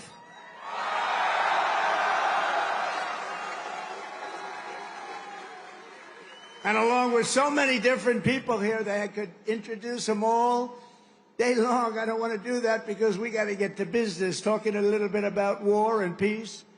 But along with your great officers here at Norfolk Naval Base, Vice Admirals John Gumbleton. John, thank you. Thank you, John. Great. Young guy. You're a young guy. Great. Doug Perry and Rob Goucher. Thank you. And a very special thanks to a man who just got a 93% approval. He runs the Veterans Everything, I call it. He's Veterans Everything. The VA Secretary Doug Collins. He's doing great. Thank you, Doug. Doing a great job. Ambassador Monica Crowley. Monica, thank you very much. A man that everybody loves. He was my doctor in the White House, and I got to know him very well. He was also the doctor for Barack Hussein Obama. Have you heard of him?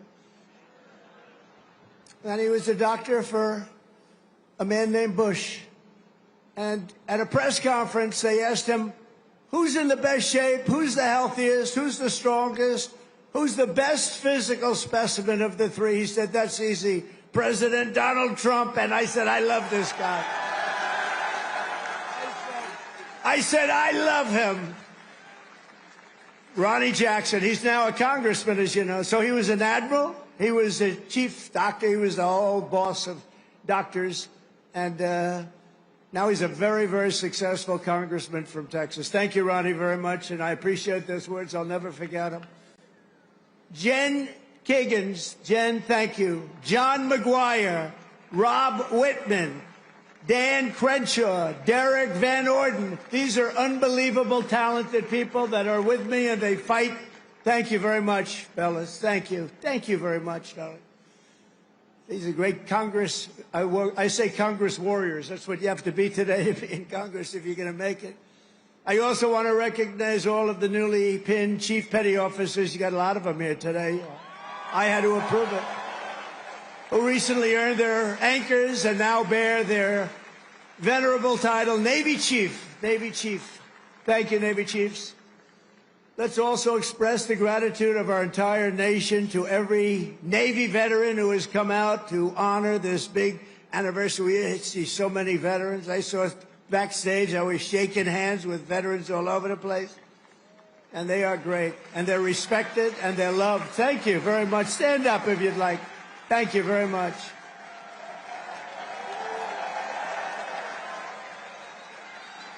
They're really loved. I saw it backstage. I saw so many veterans. My hand will never be the same. Thank you very much. A great honor. And a very special thanks to the countless Navy families who support our sailors with such love and devotion. None of what are, and think of this, without them you wouldn't be celebrating today. Many of you would not be doing very well. Male or female, you wouldn't be doing very well. So we want to thank our family members, right? All of them. Parents, husbands, wives. Thank you. Thank you very much. From the American Revolution until today, the story of the U.S. Navy is a tale of loyalty, sacrifice, and commitment stretching back 250 years. So we're celebrating 250.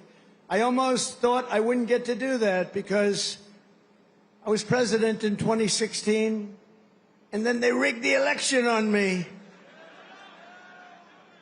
And then we caught him, didn't we? We caught him, but, you know, we had to run it again. I ran it again, and I got 250, and I got the World Cup, and I got the Olympics. Can you believe all of it? In my first term, I was the one that got the Olympics. I was the one that got the World Cup. And I said, you know, the sad part is, maybe I'll go, maybe I won't even be invited because it won't be during my term. I would say, if we're a Democrat, I might not be invited. They don't love me exactly too much. And then when this happened, now all of a sudden they got all three. But you know what's the most important? 250 years is the most important, above World Cup, above Olympics. So we got them all coming. And on June 14th, next year, we're going to have a big UFC fight at the White House, right at the White House, on the grounds of the White House. When the Continental Congress formed a fleet of just 2 ships in October 1775, many scoffed at their chances against the most powerful empire on earth. That was the most powerful ever, relatively speaking. We had 2 ships. We had nothing other, but we had great heart. They didn't know the audacity and the grit of the American sailor. They had no idea the war for independence gave us some of the greatest American heroes of all time, including the father of the U.S. Navy, Captain John Paul Jones. You know that. When a far stronger British ship demanded his surrender, Jones yelled back that timeless battle cry right now, "I have not yet begun to fight." Don't ask me for that. Think of that. I could just see it. He's a wise guy. He's asking, I haven't even begun to fight. And he knocked the hell out of him. In the War of 1812, Captain James Lawrence shouted his final words to his crew as blood streamed down from his mortal wounds. "Fight her till she sinks," he yelled. "Don't give up the ship. Don't give up the ship." These are all incredible, very, very famous statements now, with years and time, very famous. Don't give up the ship. I say it all the time. You're a little behind. I say, don't give up the ship, and we win. We all know how to win. Today, that eternal creed is written into the hearts of every sailor in the fleet. America's Navy never, ever gives up the ship, right? We never give it up. Another titan of the early Navy was the great Commodore Arthur Sinclair. He defeated the French in the Caribbean battle. And then he went to work on the Barbary pirates off the coast of Tripoli and raided British forces when they were so powerful in 1812, the War of 1812. He raided them. He was knocking them out one by one. Everyone said, where does this guy come from? And we're all descendants when you think of it. Commodore Sinclair went on to become the commanding officer here at the Naval Station, Norfolk, right here, where he founded a nautical school for officers that eventually became the one and only U.S. Naval Academy.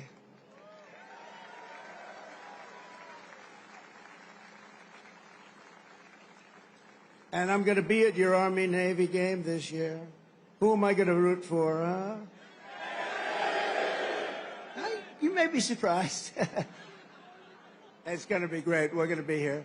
Generations of the Commodore's descendants have forged their own towering legacies of service in the Navy, and we're joined today by his 5th great-grandson, Commander Link Mustin. Where is Mustin? Commander Mustin, where are you?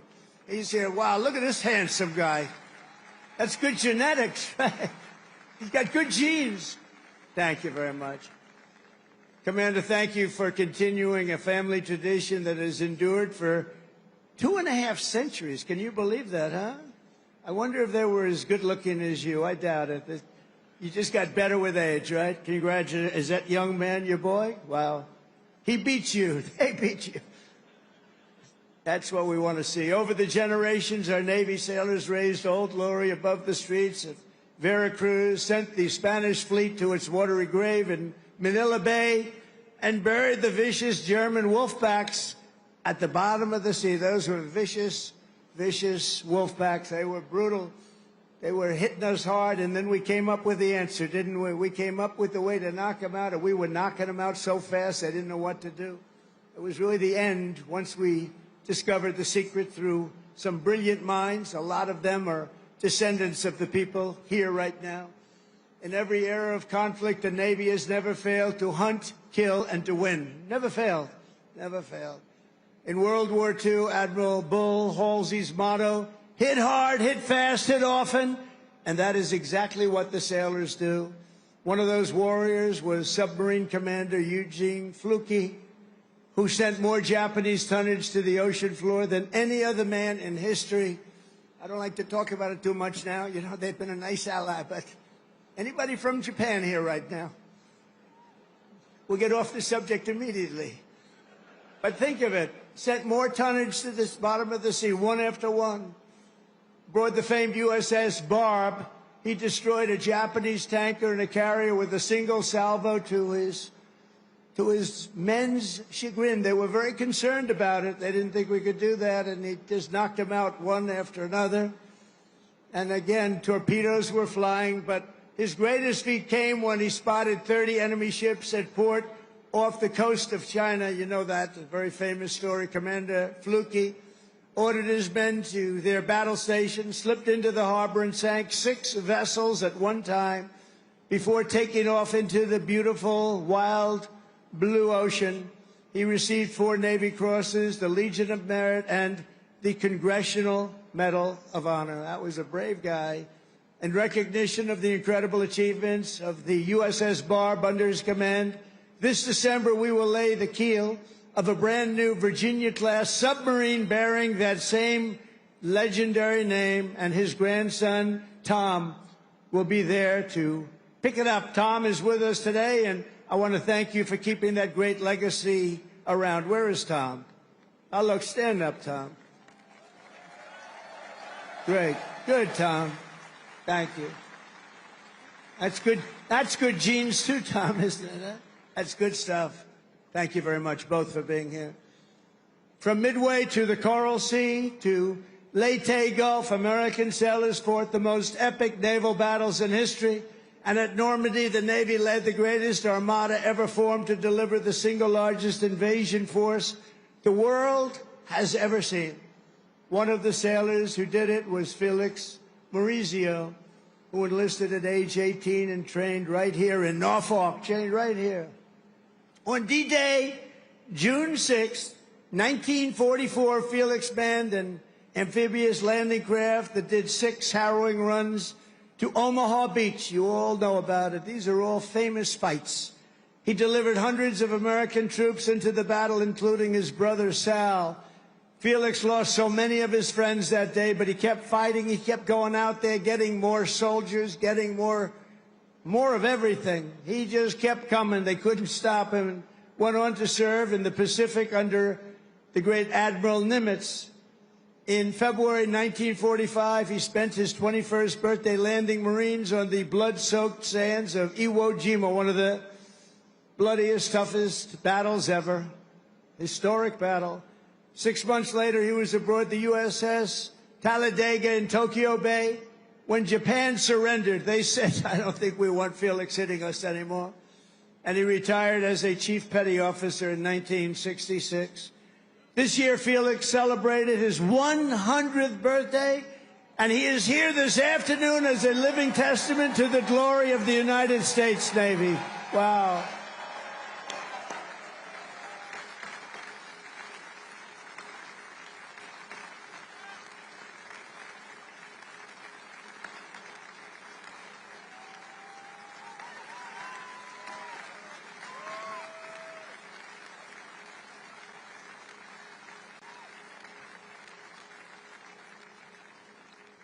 That's great.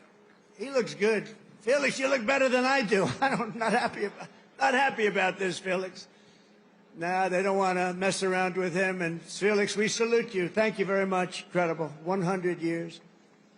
In Korea, American sailors and Marines carried out the daring landing in Incheon and flew more than 250,000 combat sorties against the enemy. It was an amazing effort. In Vietnam, the Navy unleashed Operation Rolling Thunder and deployed a brand new unit, the Navy SEALs, to tear up Mekong River Delta. Problem with Vietnam, we stopped fighting to win. We would have won easy. We would have won Afghanistan easy. We would have won every war easy. But we got politically correct. Let's take it easy.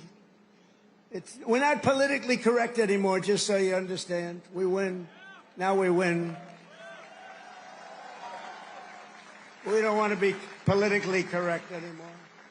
And history will never forget that it was the SEALs who stormed the compound at Osama bin Laden and put a bullet in his head. Remember that? And please remember, I wrote about Osama bin Laden exactly 1 year ago, 1 year before he blew up the World Trade Center. And I said, you got to watch Osama bin Laden. And the fake news would never let me get away with that statement unless it was true. But I said 1 year before to Pete Hegseth, I said 1 year before, where's Pete? In the book, I wrote, whatever the hell the title, I can't tell you. But I can tell you there's a page in there devoted to the fact that I saw somebody named Osama bin Laden, and I didn't like it, and you got to take care of him. They didn't do it. A year later, he blew up the World Trade Center, so we've got to take a little credit because nobody else is going to give it to me. You know the old story? They don't give you credit, just take it yourself. And it was the U.S. Navy that dumped his wretched corpse off the decks of the Carl Vinson to sink into the dark abyss.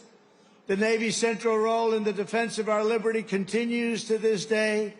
Just a few months ago, the Ohio-class guided missile submarine played an indispensable part in one of the most spectacular military feats the world has ever seen, the obliteration of Iran's nuclear sites in Operation Midnight Hammer. How did that work out? Pretty good, right?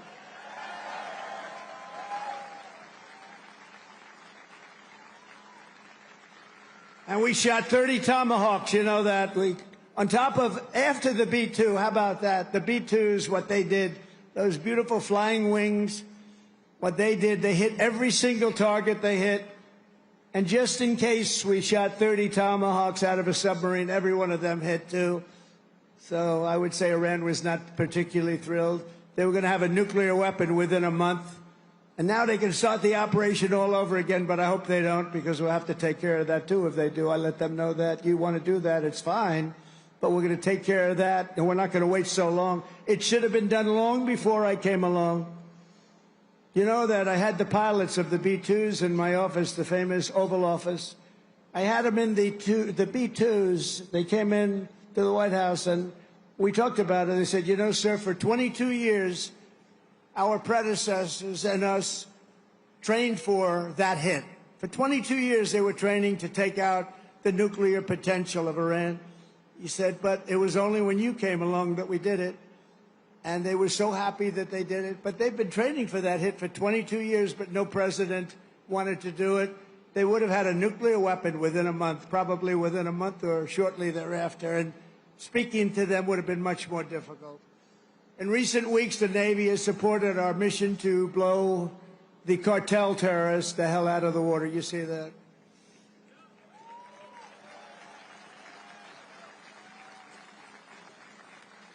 And, you know, there are no boats in the water anymore. You can't find any. We're having a hard time finding them.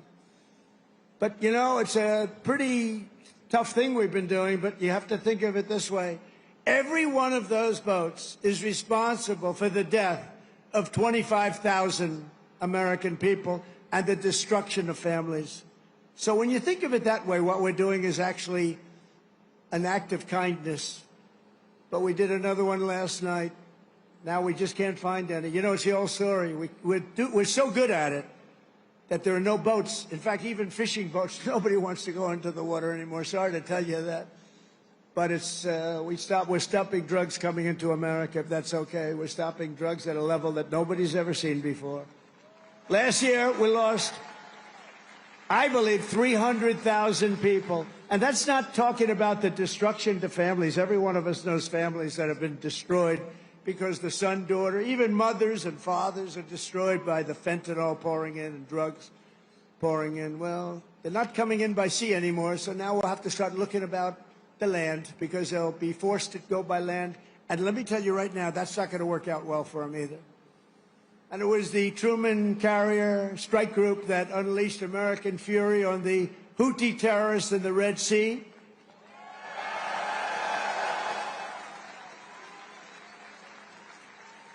And as you know, they settled. But they settled because they made the statement to us, we've never been hit like that ever before. And earlier this year conducted the single largest airstrike from an American carrier in history. That was the largest ever. I want to express my personal thanks to every single sailor who contributed to these phenomenal victories. We only know victory. We're only going to know victory. We don't want to know the other word. We want to know victory. We're going to have great victories in the years to come. Well, at least for almost 3.5 years, we're going to have great victories. I want to thank a group of women from North Carolina. Look at these great. Will you stand up, please? These beautiful women have followed me. This is number 151. You could call a rally. This is sort of a rally. Let's face it. This is a rally. This is a speech of love. We all love our country. But that group is from North Carolina. They're up to about 151 visits. They have a whole group of them. I never see their husbands. I don't know what's going on with their husbands. I assume, do they still love you, the husbands? Yes, good. But I want to thank you. 151, they've been following me since 2016, and you look even better now than you did then. But I want to thank you very much. It's a really group. They love our country. They like Trump, but you know what they really do? They love our country. And we have the right policy, right? We have policy. We don't want crime. We don't want men playing in women's sports. We don't want transgender for everybody. We don't want to have open borders where millions of people come into our country from jails, from prisons, from mental institutions and insane asylums, drug dealers, murderers. 11,788 murderers were allowed to come into our country. A lot of them are gone. And by the way, Washington, D.C. is a safe place right now. It went from one of the most dangerous cities in our country, can you believe that, to probably the safest, among the safest in our country. Nobody's being hit anymore. It's very safe, and I want to thank you. A lot of the people here have helped. A lot of the people in the audience are people that have straightened them out. It took 12 days, think of that. Now we're in Memphis. We're doing the same thing in Memphis, and we're going to Chicago. You know, we have a governor that thinks it's wonderful when 50 people in a short period of time were murdered in Chicago. Over 200 people were hit. And so we send in the National Guard. You know what? We send in what's ever necessary. People don't care. They don't want crime in their cities. And we're doing it, and we're doing it well. We're doing it like nobody's ever done it before. So I just want to tell you, you're very close to D.C. The restaurants are thriving. The restaurants were dying. They were closing one after another. Now they're thriving. They're opening up beautiful new restaurants.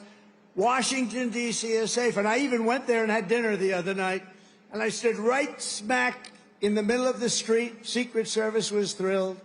And I gave a news conference. It's a safe place now. Washington, D.C., it's always going to be. Our nation's capital is always going to be safe. We're never going to let that happen again, what happened there. One of the most beautiful places. We're doing a big beautification program. It'll take me very little, very short. But we're doing a beautification program to go along with the security and safety. We're getting rid of the graffiti, the potholes, the broken medians between roads. We're doing a real job, and you'd be proud of it. I think everybody here is proud of it, frankly. That's our nation's capital, and that has to be clean, beautiful, and safe. The U.S. Navy always stands for America. As your commander-in-chief, I will always stand for you. I promise you that. You know that. That's why you voted for me in numbers that nobody's ever seen before. And I want you to know that despite the current Democrat-induced shutdown, we will get our service members every last penny. Don't worry about it. Don't worry about it. Don't worry about it. Do not worry about it. It's all coming. It's coming. And even more because I'm supporting the across-the-board pay raises for every sailor and service member of the United States Armed Forces. But we have to take care of this little gnat that's on our shoulder called the Democrats. They want to give all of our money to illegal aliens that pour into the country. And, you know, I have a bigger heart than they do. But the problem is when you do that, they come in by the millions. Everybody wants that, so you can't do it. But I've also pledged the largest ever investment in our military's history. We're spending over $1 trillion.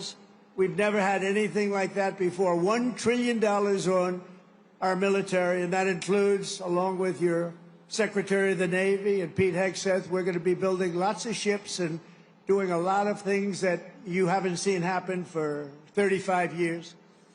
We'll soon revitalize our once great shipyards with hundreds of billions of dollars in new investments and people coming from all around the world, and they're going to build ships in America. We want them built in America. And as I told our generals and admirals last Tuesday, we are getting wokeness the hell out of our military. It's gone. It's really gone. I don't know that it was ever really here. I think some of the top people had it. I knew a few of them that they were major losers. But they were losers. Unlike our great general, the chairman of the Joint Chiefs of Staff, who may be here, Dan Raisin Cane. You know Raisin Cane? When I heard his name, I said, that's the guy I'm looking for. But he's been an amazing warrior, and, you know, he was the one headed up the attack on Iran. And everything he's touched has turned out great. He knocked out ISIS. So I was told it would take 4 to 5 years to beat ISIS. When he came on board, he did it in 4 weeks. We knocked him out in 4 weeks. 100% of the ISIS caliphate. Is Dan Kane here? He is, you know why? Because he's working. That's the one thing. We don't have to worry about him. But he is a fantastic man. It's the man I wanted right from the beginning. I said, if I ever do this again and if I could get lucky enough to win, because we have a base like nobody in history has had, I said, I'm going to pick Raisin Cane as the chairman. And that's what we did, and he's been incredible. We will not be politically correct when it comes to defending American freedom. That's why we have renamed the Department of Defense at Department of War, as I said, and we have changed the name of the Gulf of Mexico to the Gulf of America. That was easy. That was an easy one. You know, for years I've looked at it, and I added it up, and I figured we have 92% of the frontage. I say, how come we call it the Gulf of Mexico? I mean, I wouldn't say that Mexico is thrilled with me, but what are you going to do? It's the Gulf of America, and I love it now. I was watching the other night a report, and they said very routinely, in the Gulf of America, this is, you know, they just went on to talk about it. They didn't do it with a smirk or a smile. They didn't say, in the Gulf of America. No, it's called the Gulf of America now, and nobody's playing games with it. We got sued by the Associated Press, and they lost.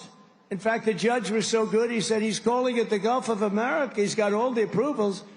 You have to do that, too, to the very liberal Associated Press. They got thrown out of court. In fact, they're almost not allowed to cover me anymore because of that. It was a big hit. So I'm very proud of that. Under our leadership, the spirit of the American forces is soaring like it has never soared before. I think right now we have more spirit than we've ever had before. After years of recruiting shortages, we couldn't get guys or gals to become sailors. 1 year ago, they didn't want to be a sailor. Although I must say, once I said we're going to run, a lot of people, it made it better. But let's go back 2 years, and it was even worse. Because there was no hope. We had this horrible, horrible president who had no clue what the hell was happening. The chances of him walking down those stairs successfully were not good. And I have to be careful, because one day I'm going to probably fall. No, the North Carolina women said that will never happen to you. I always say, walk down the steps nice and slow. You ever notice I do nice? I don't have to bop down the stairs. Walk nice and slowly. But we have a waiting list. Think of this. We have a waiting list for people wanting to get into the United States Navy, the Army, Navy, Coast Guard, Marines, Space Force. Oh, we love Space Force. But think of it, we have a waiting list for every branch of government now, and that includes police and firemen. They didn't want to, nobody wanted to be a policeman. Now they want to be a policeman. Now they want to be in the Navy. They want to be in the Air Force so badly. The Marines, the Army, they want to be in all of it. They love Space Force. I love Space Force because I created Space Force. That was my thing. And it's going to turn out to be one of the most important. But 1 year ago, our country was dead. We had a dead country. People say, sir, you shouldn't say that. It's too straight to withdraw. We had a dead country, and today we have the hottest country anywhere in the world by far. 1 year, think of it. 1 year ago, we were dead. The King of Saudi Arabia said to me, President, 1 year ago, we thought we lost America. We thought it was a dead country. And now you have the hottest country anywhere in the world. He said that. I use this term. And I'm pleased to say that 2025 was the Navy's single best recruiting year ever. Not bad. So you went from those embarrassing headlines of a year ago. Think of it. Nobody wants to go into the Navy. How does that make you feel? Now you have a different problem. You know what the problem is? Everybody wants your job. I like that better, right? No, but nobody's going to take your job. You were with us when it was not as nice. It wasn't as nice. Those are the people I like the best, too. The people that were with me when it wasn't looking so good, like these ladies from North Carolina, they were with me when it wasn't looking that good. A lot of fake scandals were created, all fake. One of those eager new recruits is 18-year-old Aiden Rollins, a recruit like I'm so proud of. Aiden's father was a sailor, his grandfather was a sailor, and after 4 years of Navy ROTC, it is Aiden's turn to carry on that tradition. When he enlisted in April, his father, Daniel, a Navy veteran, was so inspired that he decided to re-enlist too. Wow. I'm delighted to say that father and son are here with us today representing the future of this great fleet. Please, Aiden and your father, please stand up. Wow.